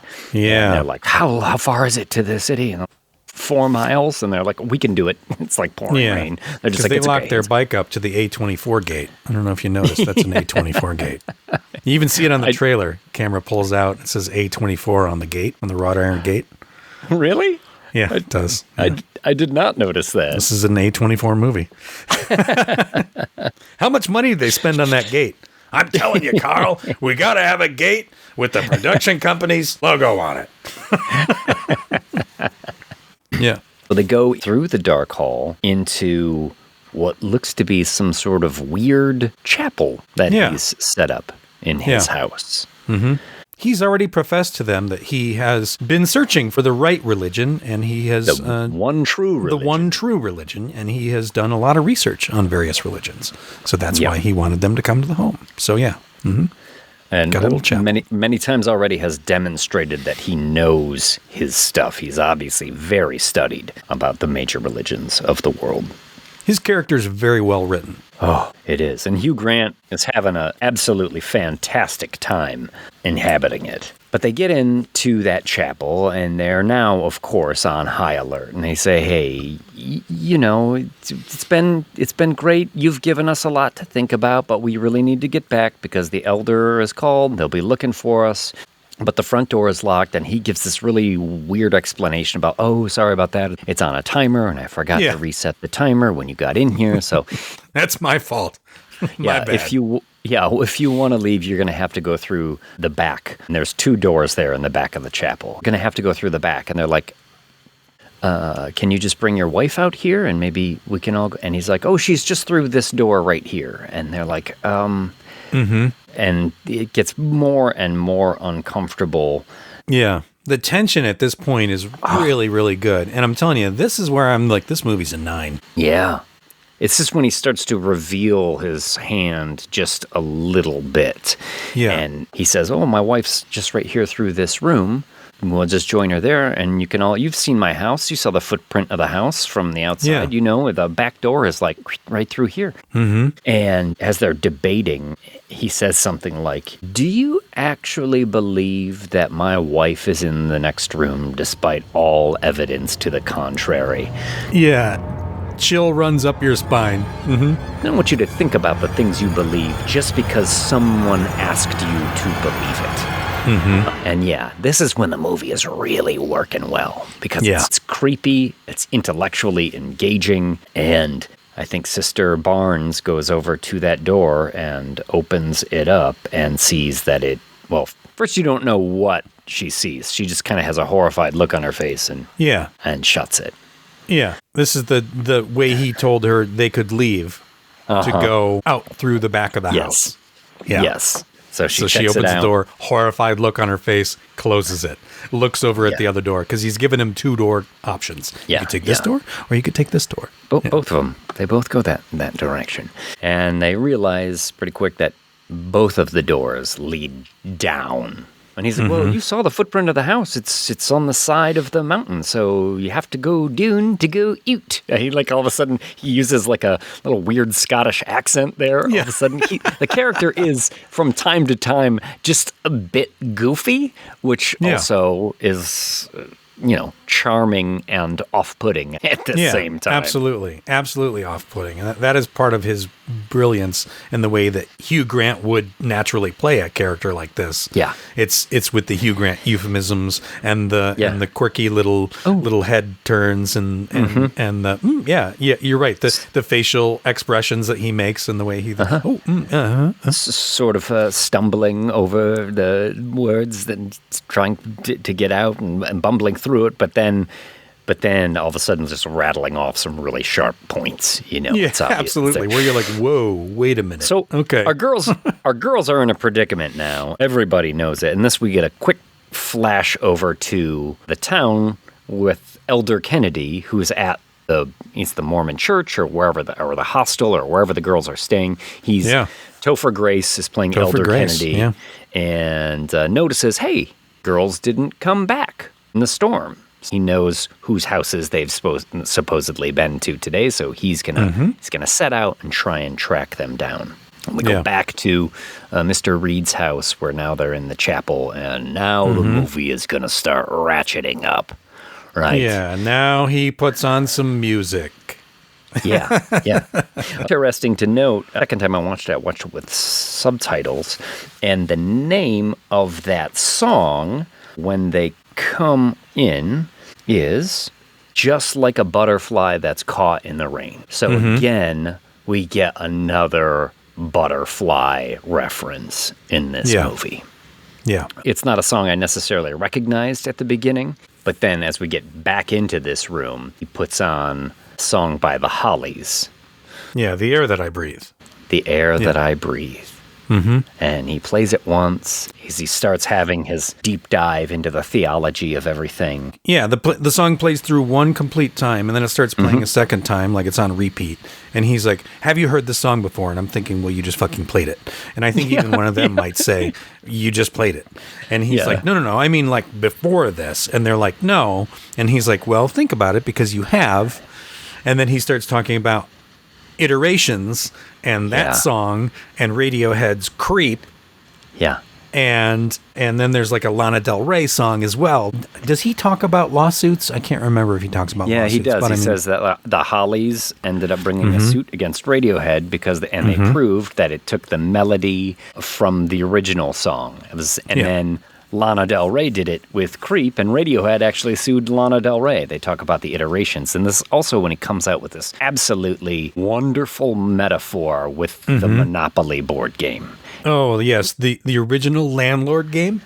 Oh, yes. How it was invented by some like housewife or something in like the 20s or the 30s. I forget what he said, but it was a long last time ago. And then that game was taken by a man and turned into Monopoly. He essentially ripped off the idea for Absolutely. the Landlord's game. He just gave it a new skin, but they both have like bail, pass and go for $200, landing on spaces, having to pay rent when you land on a space that's somebody else. It's just the same game. He just gave it a new skin and sold it to Parker Brothers, and it became Monopoly. But there was the original version was the Landlord's game. Yeah, and then he starts correlating that to religion and how all the religions basically have the same story, and they're all iterations of each other, and they all get to the same sort of conclusions. Yeah, and I'm thinking this movie's fucking brilliant. Wow. He's talking about the big three religions, Judaism, Christianity, Islam, and he's like, we have the OG. And he has the Torah, and he sets it down next to the Landlord's game. And then we have the most popular version, and just the regular version of Monopoly next to the Holy Bible. And then he's like, and then we have the newer, flashier version. And he's got the Quran, and he puts like electric banking Monopoly or something on there. Yeah, or and it's then the Bob Ross Monopoly. Finally, we have, the most recent version, and he puts down the Book of Mormon, and he puts on, I think he calls it the kitschy regional version, which is Bob Ross Monopoly. Yeah, pretty good. Oh, so funny. He's giving essentially like a very good college lecture in this. About how all of them are the same, and it's a business of updating the same source material to appear to the ever-changing modern world. Oh, God. And then tying it into the songs and the iterations, right? Like we have, this is all coming from the same place, but it's all getting diluted somehow. The message is getting obscured. So he was looking for, what is the one religion? And then his whole production takes a step up as he starts a projector, he lifts a curtain, and he talks about all these examples of history with like virgin births. And this one was also a carpenter who was then killed and resurrected. And this one walks on water, and like all of these things that predate Jesus Christ. And how they're all essentially proof positive that those three religions are essentially a watered-down version of one true source. And that's what he's been looking for. I had heard all of this stuff before, and I've always found that fascinating, that all religions are basically based off the same story. Yeah. Which is why we're from space. Works for me. Yeah. During this is when he takes the chalk and he writes it on the doors.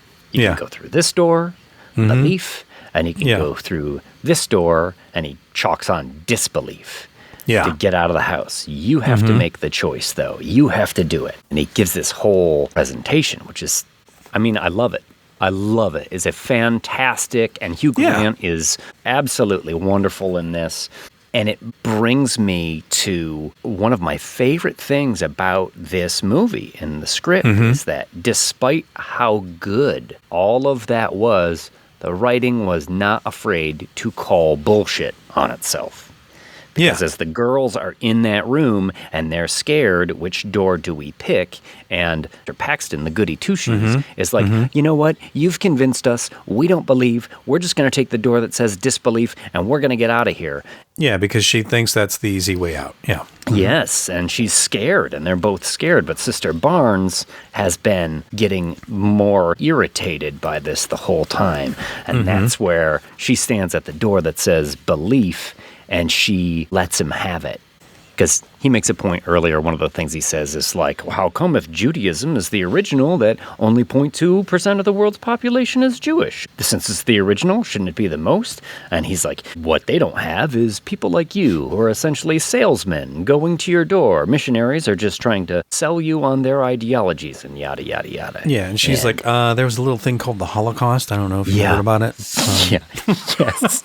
Yeah. She says something like, your rhetoric is thin. Your garage sale board game metaphor is kind of offensive. You ask why Judaism only makes up 0.2% of the world's population, but didn't even pause at the Holocaust. You ignore the persecution Jews have faced. You use it as a punchline about missionaries. You gloss over Islam's fact that it doesn't believe Christ was resurrected. You point out many similarities of these figures, but ignore the countless differences. And then she says, one of these guys has a freaking bird head. And she says, I don't think my point of view fits into belief versus disbelief. There's a whole spectrum you're ignoring. Yeah. She is the perfect character to challenge him all the time, while Paxton is just the goody two-shoes, like, you're right, okay, we gotta go. I wanted to cheer when that came up. As much as I loved and perhaps even agreed with a lot of what Hugh Grant's character was saying. Sure. Which I think is one of the interesting parts about this movie is that sometimes he makes a lot of sense, that still they let someone challenge it and essentially just point out, like, you are picking and choosing the details that you want to be true because they fit into your point of view. You know, it's cognitive bias. Like, you are simply trying to make your point, so you're picking all the details that make that point, but you're ignoring so much more. And I thought, fuck, we're having a real theological debate now. Absolutely. And that, like I said earlier, this is where the movie really seesaws back and forth as far as like belief and disbelief. And you know, we're trying to point to you that we are on this side of the discussion, or are we actually on this side of the discussion? And it's good. It's really good. The tit for tat, the back and forth. Yeah. At this point, I'm still 100% on board, and I think this is a 9. Yeah, and she's standing at the door that says belief, and she's like, we're going down this door. Yeah, and like, she fuck gets you. her friend. Yeah, absolutely. It is a wonderful fuck you. Yeah. So they go down into the moldy, drippy basement of this place. That basement's got to be cold. Oh my God, it looked cold, didn't it? It was like water dripping from the ceiling of the basement. I mean, it looks like it leads outside, but the ceiling's way high. They even try to stand on a table to see if they can get to a window and kind of tear a little chunk of the wall out. And then you see the Chekhovian plank with nails sticking in it there. Yeah. It hits the ground and you're like, that's coming back at some point. Oh, yeah. Yeah. Remember this. It will come into play. That's also when you realize both the stairs led to the same exact room. Didn't matter if it was belief or disbelief. Yeah. And he starts talking to them through like a speaking tube. Yeah. Not unlike The Happening, where they're talking to each other through that tube. What? No. And he says, I am going to show you a miracle. I have learned what the one true religion is, and now I'm going to show you a miracle, and the whole reason that you are here is so that you can bear witness to this miracle. And then suddenly that in the room walks this revenant wearing tattered robes and carrying a lantern hood over their face. You can't really see. And they're also carrying a blueberry pie. Which I guess was being cooked. I guess. It is a detail of this movie. I'm like, oh, there was pie the whole time. Yeah. And there actually was a woman in the house. Yeah. You're like, this is his wife, maybe? Yeah. I had that thought. I was like, who is this actually his wife? She looks like death. Pale gray skin, black fingernails, dark eyes, greasy hair, sits down at this table with the pie. And he is talking to them as he's whittling away at a figure at his desk above. And he says, this pie has all the typical ingredients, cornstarch, flour, butter, eggs, blah, blah, blah. But it also has belladonna and wolfsbane. So you are going to watch this woman poison herself with this pie and die. And then... Especially if she's a werewolf. Resurrected, I think at this point, this is when I'm starting to dial back how much I like the movie. It's taken a whole new turn. Yeah. And I'm like, I was on board, and now I'm like, what the fuck is this? And I'm starting to get concerned that they're just going to start doing weird old tropes, or it's going to become some sort of like not realistic. I mean, not to say that the movie is super realistic anyway, but it does live in a world of realism as opposed to, spiritual, kind of crazy paranormal thing. She seems like a ghost. She seems like some sort of weirdly possessed creature, right? Well, he's like, she's going to die and then come back to life. And yeah, she looks dead already. Yeah. At that point. Yeah. Doesn't look like it's going to take much to kill this figure. No. But yes, then she falls face first into the pie. Yep. After she's eaten it. And he's like, all right, you have to check her pulse, find the pulse, make sure she's dead, confirm it's dead. And he's like keeping notes in a little book up there. Confirm it's dead. Yeah. And the whole time when he's whittling too, he's using a box cutter to like try and whittle like a small little figure. And I'm thinking, come on, man. Wasn't there some prop guy or somebody there to go, actually, what he would use, like where was the X-Acto knife or the small little chisel set or something like that? He's got a big, bulky, weird-looking box cutter that he's trying to make some figure out of. He strikes you as creepy. As the kind of guy that would use the right tool for the job, doesn't he? Absolutely. And I was like, huh. Okay. Didn't Hugh Grant go, I don't think my character would use a box cutter. So as she has died in the pie, and they're like checking the pulse, and they're like, oh, she's dead. The doorbell rings. Yeah. Ring. And enter Topher Grace. Elder Kennedy at the front door, waiting. Yep. Ring. Oh, the door. They run up the stairs. We're going to scream, and and Hugh Grant comes to the door. Elder Kennedy says, have you seen these two girls? They were supposed to be here. And Hugh Grant's like, oh, no, I haven't seen anybody. And they're like screaming, but he can't hear them. There's a little bit of a false exit as Topher Grace walks away. And you think like, oh, fuck, he missed it. And then the doorbell rings again. Yep. Hugh Grant gets to come back to the front door, and because the doorbell rings, and Topher Grace is there, and you think, oh, he's heard them, or he saw their bikes, or something. Yeah. And he's like, I would be remiss if I didn't ask you, do you have one of these? And he holds up the pamphlet of the Church of Latter-day Saints. Which is great. Fucking great. It is great. That is awesome. But I really, that character was headed the way of the sheriff in Misery. When Richard Farnsworth shows up in Misery. Oh, and sure. He's like, well, Annie, I just got to take a look. I thought for sure Topher Grace was going to get like pushed down the stairs and killed. Yeah, or trip over a tripwire and have a shotgun take his head off. Yeah, totally. Absolutely. Also, the whole sequence with they see the matches because the matches got knocked off the table and they're on the carpet. And they're looking underneath the door, and they're pulling the carpet towards the door to get the matches, so they can start a fire, so they can try and get someone to come. I mean, they're not really going to start a fire too easily in a wet basement, but at least they've got some sort of hope. And the one thing I really liked about that sequence is it reminded me a lot of an Italian movie called Torso, where there was a scene that's a really great tense scene. I mean, you wouldn't think Torso is going to be a movie that's going to have like some really cool tense scenes. It just sounds like Saw, Torso. And there's a sequence where an actress is trying to get a key out of a door, like to unlock a door, and it's an old skeleton key, and knocks it through the door onto the floor, and then is drawing the carpet towards her to try and get the key to her side so that she can unlock it. And the whole time I'm thinking, oh yeah, these guys love that movie.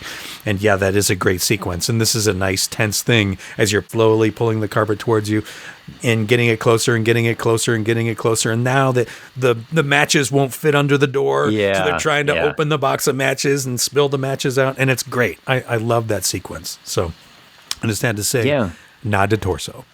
I was confused as to what they were going to do once they got the matches, though. Because like you said, it's a damp basement. I mean, the specter or whatever, the revenant that came in and died in the pie, she had a lantern with her that is, I guess, kind of gone off. So maybe they were going to light the lantern. I liked that scene, but I was unclear, like, what are you going to do when you get the matches? It's not like they're necessarily a weapon or something like that. Yeah, it just felt like, is there anything we can do at all? Like, sure, let's see if we can pull this towards us. That'll be helpful. But cool tense scene. Oh, yeah. And so Topher Grace walks away, and they come back down the stairs from having screamed there, and Sister Paxton is like, the dead body moved its head. You don't see it move its head, but the body is in a slightly different position. A different position, yeah. You've got the matches, right? They do have the matches. And They're trying to lighting the light matches and trying to light something in the tube, which doesn't make sense. Finally get the match lit, and there behind her shoulder, wow, is the Revenant, right? Come Face back smeared to with life. Blueberry pie, and she says something. She rasps out some sort of message like, the conductor unplugged me. The white clouds, it is not real. It's a real kind of cryptic message. Yeah, very, very cryptic, very strange. And then Hugh Grant's like, oh, so did she come back? Yeah. What did she say? He does come back down the stairs at this point. And he's like, you've all witnessed the miracle now. And he's got like a notepad. He's like, you have to tell me what she said and what it looked like. And he's sort of gleeful about it. And he takes super excited. Yeah, the now revived Revenant. And he's like, oh, okay. Just like, take it easy for a bit. Take it easy. But, tell me what she said. You were all witness to a miracle. And Sister Paxton is just believing it. She's just like, yeah, we saw her eat the pie, we saw her die, we saw her come back. Yep. And Barnes is unconvinced. Yeah, and essentially says, like, this isn't a miracle, this is a magic trick. Yeah. I don't know what you did, but this is not what you're professing it to be. Yeah, there's got to be a secret door here or something, or you switch the bodies, when we weren't watching. Yeah, she's calling bullshit on the whole fucking thing. And she has a little bit, she recalls an earlier metaphor that they made about fast food and religion, and how he didn't want to find like the fast food version of religion. He was looking for something deeper. And she relates this story about how once she died from an E. coli outbreak at Taco Bell. And she was like clinically dead for a couple of minutes, and she had been brought back. And she's like, there's no afterlife like they were describing. I saw what I saw, but it was based in fact. It wasn't based in faith or, some idea of what heaven is. Yeah. Why do you think they use Taco Bell? I think it's maybe the easiest place to believe that there was food poisoning. I mean, it happens at Chipotle all the time. Yeah, he could have been Jack in the Box, I suppose. Sure. Or Hardee's. I'm not sure if they have a Hardee's there. But Barnes essentially tells him this was not a miracle. It was a magic trick. Yeah. And relates this story about how she got some poisoned Taco Bell and says, I returned from the afterlife. Essentially, she was clinically dead for a couple of minutes, and everything could be explained without some sort of heavenly viewpoint glossed on top of it. I gotta call bullshit on Taco Bell a little bit, because honestly, I like Taco Bell, and you could have chose something else, because Taco Bell is one of those things where you're just like, every now and again you're like, oh yeah, fuck yeah, you gotta have some Taco Bell, right? The crunchy taco with the sour, the supreme version, with the sour cream and the tomatoes. Sure, that's some choice stuff. In fact. I mean, when this is over, I may try and go hunt down a Taco Bell. So I'm not worried about getting sick. I mean, I'm already sick, but you know what I mean. They still make the Mexi Melt. That was always my go-to at Taco Bell back in the day, the beef Mexi Melt. Taco Bell recently did this whole flashback thing where they're talking about like the 70s and the 80s and the 90s, and they're like having like the 80s menu and the 90s menu. And it is like the Mexi Melt is in one of those. Yeah. Oh, hell yeah. Absolutely. Yeah. Mm-hmm. The beef Mexi Let's go get some Meximelts after this. Oh, sounds good. Divine. Sounds divine. It sounds divine, much like this film. Okay. Continue to convert me. Barnes has just challenged him, and she has a few scenes back her hands on a letter opener and given it to Sister Paxton and said, if it comes down to it, you have to stab him. He's looking at me too closely. So they set up this code word, and the code word is going to be magic underwear. She's challenging him, and she's ramping up to it, and she says, the word is coming. Is magic underwear. And she gets her throat slit because Hugh Grant has got the box cutter and just right there. Just slices her a nice clean line on the throat. She starts to bleed out, grabs her neck, falls down. Which is, I guess, probably why done. he had a box cutter instead of something else, because he might have been harder to slit her throat with a wood chisel. Regardless, a surprising moment in It this is a surprising moment. He could have used a pie knife. That's right. Could have used saw blade. Could have used some extra rigid index cards from his college lectures. Could have used an old 45 of the Hollies to cut her throat. The corner of a foil packet of Diablo sauce from Taco Bell. Somebody did that needlepoint, bless this mess. So there were some sharp objects in that house. But I did not see it coming. She's down for the count. And then Mr. Reed is going to take this whole new tactic. And he's going to go to Sister Paxton and he's going to say, I'm sorry, there was a problem. I knew one of you was lying from the beginning. I knew one of you had a huge secret. And there's a reason why she didn't believe the miracle.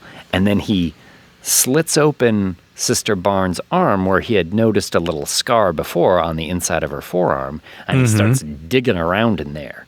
And he's like, here it is. And he pulls like a vein out of her arm. Yeah. Like, what is going on here? Yeah.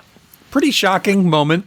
Those are the things that particularly set my teeth on edge. Like, seeing a vein get tugged on the inside just does something to my, nerve center. Like, it's not right.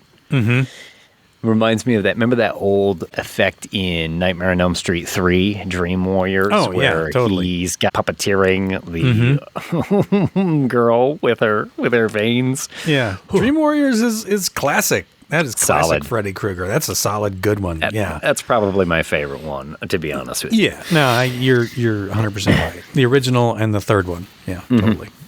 It's oh no, it's not the vein. Let me dig around in there a little bit more, and he pulls out a little metal cylinder, like a tiny, thin little metal cylinder from inside her arm. Yeah, and he's preying on the fact that Paxton will be naive and doesn't understand what that is because she's never come in contact with anything like that, and decides that he's going to try and convince her of a new reality, which is we're in a simulation and she's basically an android. Just starts coming up with this stuff. Yeah, he's really reaching for the stars on this one. Paxton is kind of stepped back and he's like, but certainly you believe me. And this is where the movie, for me, really takes an abrupt shift, and I'm not necessarily with it. And it's not the simulation thing. It's the change in Paxton's character that happens, boom, so abruptly right here. Right? Sure. She has been this naive, gosh-heck Mormon the whole time. And You're right. She's just seen her friend die. And she turns from this sort of polite, goody two-shoes, naive kid into the Barnes character, essentially. Into shrewd Nancy Drew. Yeah, exactly. Yeah. I feel like when you talked about earlier how this movie might have painted itself into a corner, this is, for me... the corner. For me, this is the corner because they killed Barnes, and they were such an effective 1-2 punch, so that when Barnes' character was done, any sort of revelations needed to happen through Paxton, and Paxton, although I think that actress actually does a really good job. I mean, she could play a character like that, but it's just such an abrupt shift in tone from what we've seen over the point of the movie. It doesn't feel right. And she takes up this isn't a miracle, this is a magic trick. And she essentially tells Mr. Reed how he has done what he has done, right? Yeah. The fact that when the doorbell rang, he knew that they would go up the stairs. He would come down the other side of the stairs. He would get rid of the body that was on the pie, and a woman who looked just like that woman would come into the room, and he would give her a script, and she probably went off script a little bit, and he wasn't. Her face was in the wrong position. He didn't know. That's right. Blah, blah, and shrewd Nancy Drew. And again, I had already started to shift when you get the Revenant coming into the room. And then at this point, I'm pulling back even further and going, I don't really know where this movie's going anymore, and I'm not 100% sure why. And you put your finger right on it, and it has a lot to do with the fact that the character shifted so drastically from what she's already played to suddenly she's the other character. Yeah, and she's doing a commendable job at still like maintaining an air of terror about everything. Yeah. It's not like she's assuming completely the other characters sort of steal and resolve, but just the intellectual leaps that she's making is something that didn't seem like she was capable of this before. But she does. She essentially lays it all out, and Hugh Grant, Mr. Reed, says, well, if that's true, then there must be some sort of hidden door somewhere in this basement. Mm-hmm. And he's like, shall I look with you? And he starts tapping on the walls and stuff. And she, after a moment, moves the table and digs around in the sort of silt and mud and finds a trap door, which she opens up, and there's a ladder down there. And he's like, if you want to know the truth, you're going to have to go down there and see for yourself. Something to that effect. I don't need to go down there. I'm good. I'm not going deeper into the fucking... Yeah, it's interesting because even though it seems like such a fucking crazy idea, I did want her to go down there. I was like, of course you want her to go down there, but because no way. I know. Well, she's doing, essentially it's a test of faith at this point. Yeah. Because she goes down there and she sees the dead body and she says, I knew it. Yeah. You know, she's like willing to go all the way on a test of faith. Which is kind of the whole point of the movie. And that is good. That's good. One thing I thought was strange, and I don't know if you knew it, but I learned that day that the implant in the arm was a birth control device. I didn't understand that. I was like, what the fuck kind of birth control device is that? You know, it releases a hormone that prevents pregnancy into the bloodstream. And does she mention it to him? Does she say? She does. She does. I can't remember if she does it now or if she does it much later. No, right then. When she's revealing the trick, she says, I don't think that thing's an implant. I think that is a contraceptive device. Yeah. And she didn't tell us because she would have been shamed in the church for doing it. Yeah. I mean, she does a list of like 7 points and essentially pokes holes in everything he said and reveals the magic trick. Yeah. Just like the Barnes character would have. Yeah. Yeah. That's exactly right. But it's not really, I think what the writers are intending here, it's really not the Barnes character's journey to change. It is this character's journey to change. And again, I think that's what ties into all this butterfly imagery that has been rampant throughout the film. Mm-hmm. It just happens so abruptly right here. You know, she just starts speaking almost with a different voice. But she goes down there. She says, she sees the dead body. She says, I knew it. And Hugh Grant closes the trap door on top of her. And you're like, fuck. That's not so good. Yeah. She searches around in there, and that's when she finds like this sort of dank occult cellar. Like, goes through a door, and there's all this demonologist and diabolical stuff in there. Yeah. He's got quite an expansive basement. Like, did Jigsaw put this place together? Like, are they buddies? It could be. What do you think Jigsaw would have given a trap to Mr. Reed? It probably would involve paper cuts. Yeah. To some degree.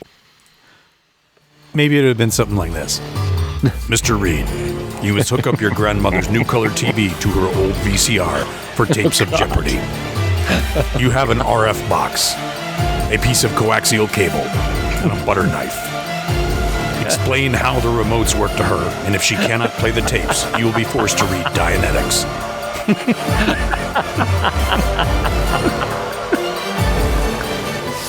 Excellent. Right. Okay. Excellent. Hey, I have used an RF modulator and a butter knife and coaxial cable that hook up the color TV to an old VCR. I know exactly how you do that. I've done it many times. Have you ever been able to explain remotes to never a grandmother or a mother? No, never. No, especially when they got once. 3. Okay, so this remote is for the TV. Yeah. And then this one is for the VCR. But this one you have to hit play. But you have to make sure the input on this one is set to the input button. Yeah, even with my wife, it'll be like, the one box isn't working. I'm like, yes, it is. She's like, no, it's not. It's not working. I'm like, you just have to hit the input button. She's like, what? And I'm like, yeah. And I come in, and she's like, I don't understand. And it hands me the remote, and I fix it in one click. And she's like, oh, Oh, thanks. I'm like, yeah, it's this right here. Oh, okay. Okay, thanks. Yeah.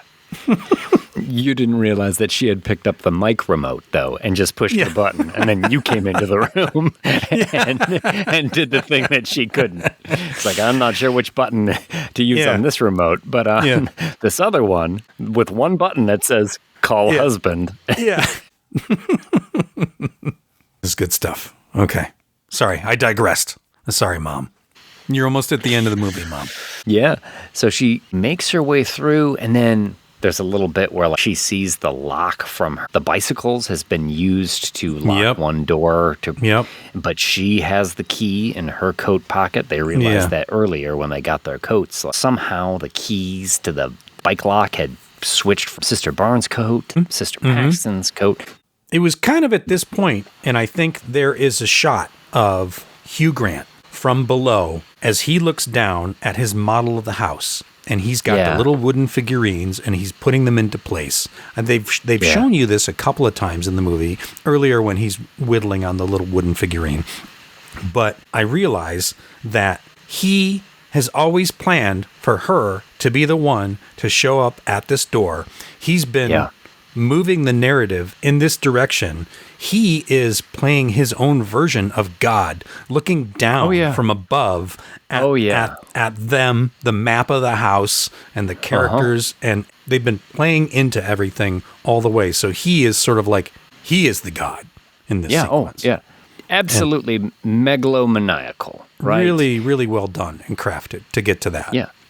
Everything has been a manipulation up to this point to control the naive Mormon who easily moldable, malleable, believes everything just because she has been told about it, right? He's clever, but he's not as clever as Jigsaw. I mean, he hasn't done in makeup effects, and he hasn't, also done some electronics. Although he probably did do some electronics. He's got the tricky lock on the door where you open up the thermostat and you have to switch it to heat and then back to cold or whatever it is to turn the magnetic lock off. Everything's on timers in this house. Yeah. Every light is a timer. Remember those lights? Those were always kind of weird.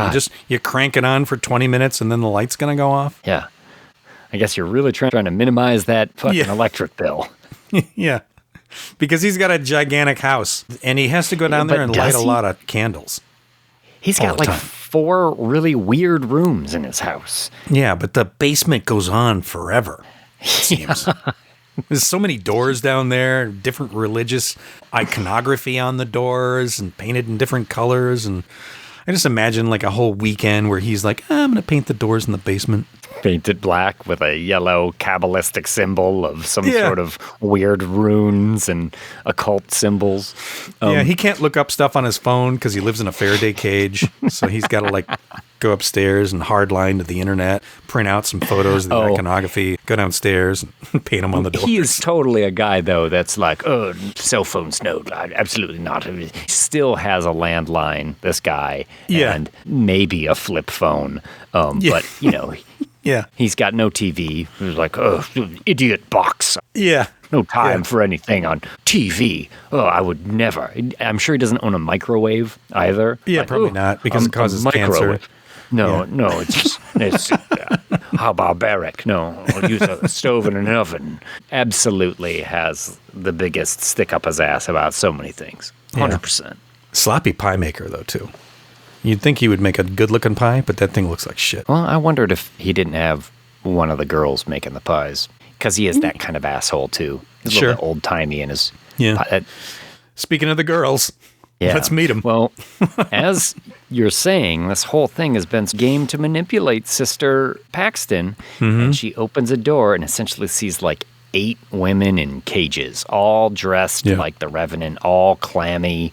There's like cold mist being sprayed intermittently throughout the room. All these women look like they're on death's door. And she's essentially met in there by Mr. Reed, who has taken some other way to get in there. And he is explaining that the one true religion is control. Yeah. And that this whole time, this is when he reveals, essentially, like, he has been playing her, manipulating her, and she has been a willing participant. She has been making the choices herself, which is all sort of central to his, like, well, you can leave anytime you want. You just have to make the choice. You have to take the next step.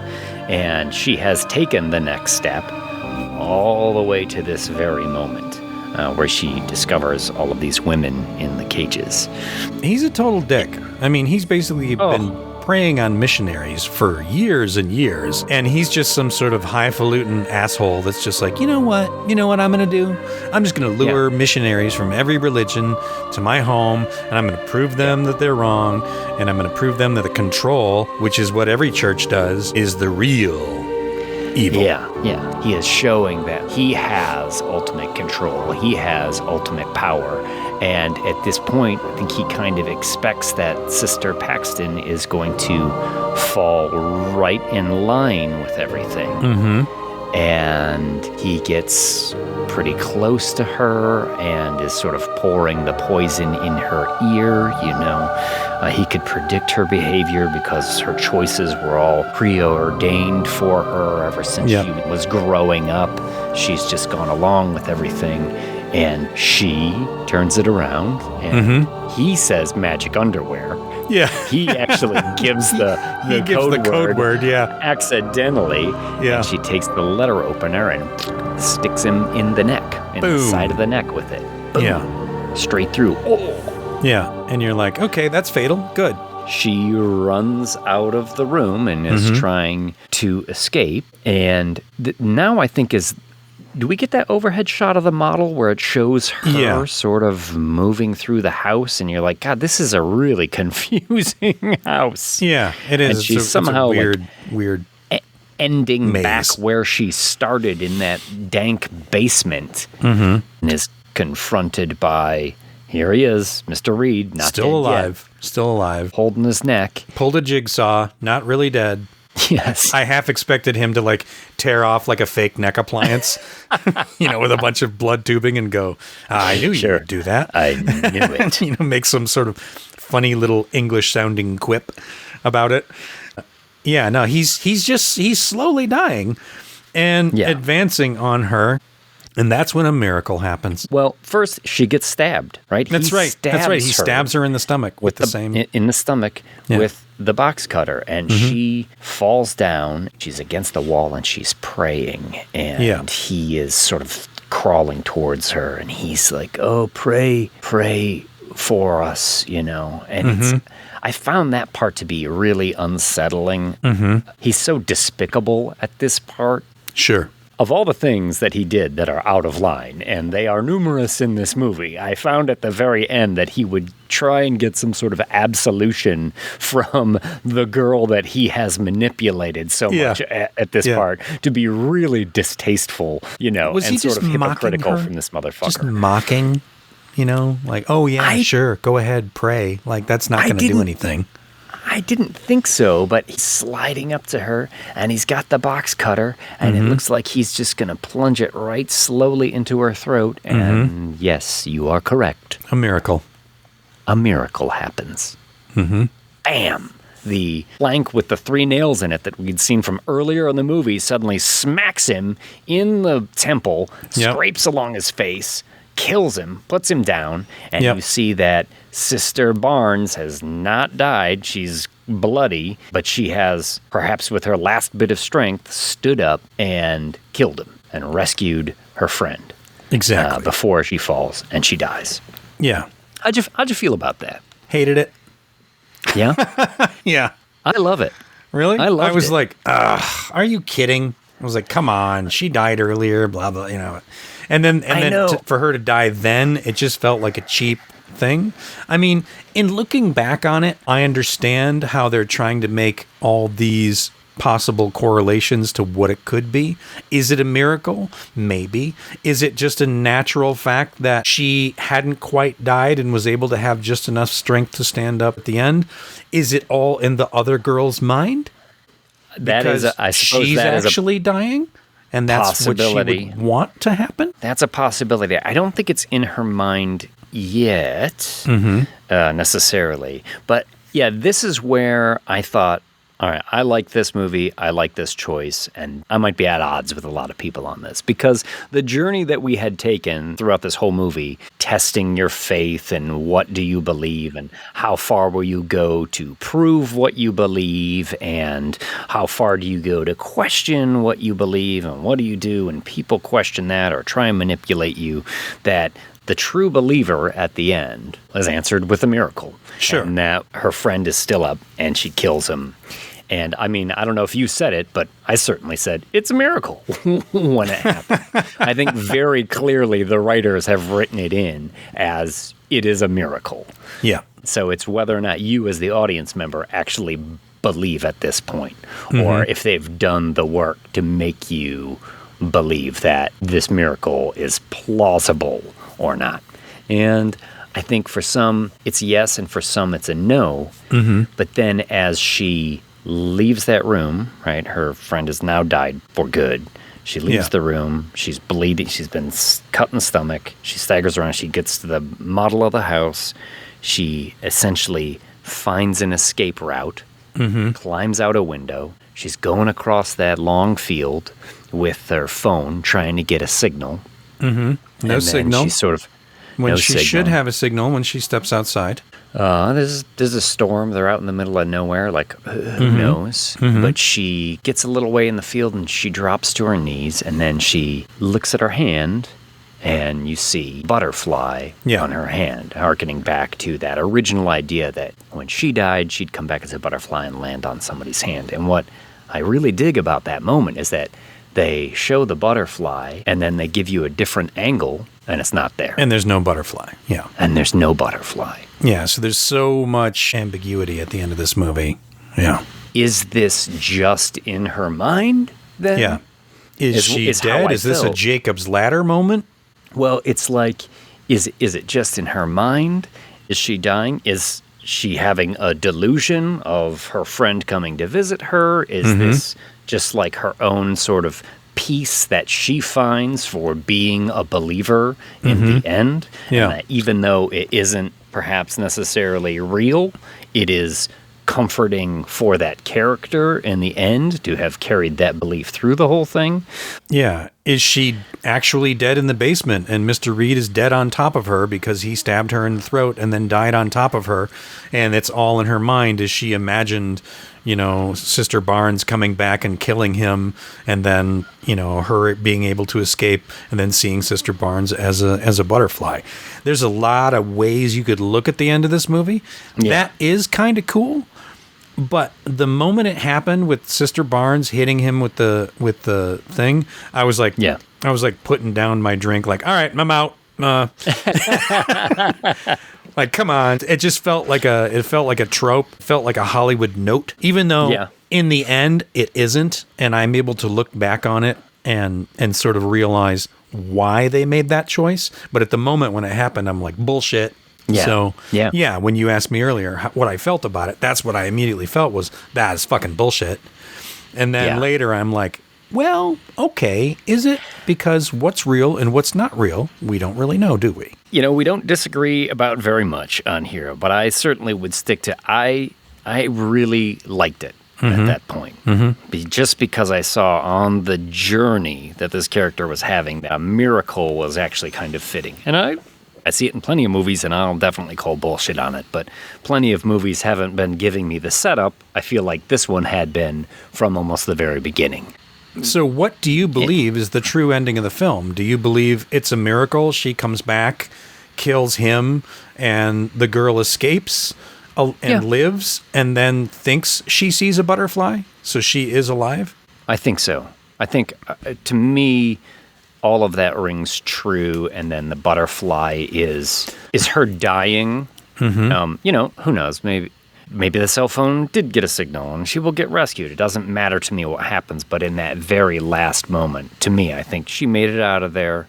She has changed. Right? She is a bit of the butterfly herself at this point, and she's looking at that. And even though it may not be real, it doesn't matter. What matters is that she believes it and ultimately finds comfort in it in the end. Sure. I think, and I may have to watch it a third time or maybe just rewind to a point. But I want to say that maybe around the time they knock on Mr. Reed's door or at some point when they're outside his house, one of them checks their phone and they have a signal. And then when she comes out and doesn't have a signal and there's snow everywhere and she's walking through the white, if you go back to what the woman said about the afterlife, is that it was white, but I think she says it was white, but it wasn't clouds. And I was like, okay, so that is snow. So she is coming through the window onto the snow, which is white, but isn't clouds, can't get a signal because she's actually dead. And she is advancing into the afterlife and sees the butterfly land on her hand because that's her signal that her friend is with her, but the butterfly isn't actually there because she's really dead. So that's kind of my take on the end of the movie, which isn't bad, and I do like it, and maybe you've convinced me to raise it to an 8. I might get up early next Sunday and come to the pancake brunch with you, and we can talk about Heretic again. We'll shake some hands and enjoy good fellowship. Exactly. Yeah, all in all, worth your time to check it out, for sure. Where can listeners find us? I mean, they've already found us, but where can they find other aspects of us? First of all, if you're listening to it on Spotify, Apple Music, YouTube, please subscribe. Please give us a like. Please write a review if you're enjoying it. Every little bit helps. You can find us on Instagram, the whole damn thing 13. We're putting a lot of memes and stuff on there. And is our bracket Bloodbath going on right now? Yeah, bracket Bloodbath is starting right away. You can actually go vote. You can vote at the Instagram. You can vote at the Patreon. You can vote on the Discord. A way to get to the Discord is through our Patreon. We are at patreon.com/thewholedamnthing. And, you know, there's a couple of different levels. There's the $4 level, which is the highest tier. And you get all kinds of extra access to the Discord and access to certain channels other people don't have access to, where you can actually suggest movies you want us to review and things like that. And we are taking the suggestions. We're making it happen. And, vote. Get out there and vote for the Sweet 16 slashers, the bracket Bloodbath. It's going to be fun. Yeah. If you have a personal note that you want to send to us, the whole damn thing 13@gmail.com. Yeah. Send us an email. We love communicating and talking with the people who are enjoying the show. We do. Whether it's in an email response or through messages on the Discord, or even if you hit us up on Instagram or the Talk or something like that, we're really open at this point. But we will catch you next time. In the meantime, take care of yourself, and thanks for listening. All right, Tyler, take us out. The head, the tail, the whole damn thing.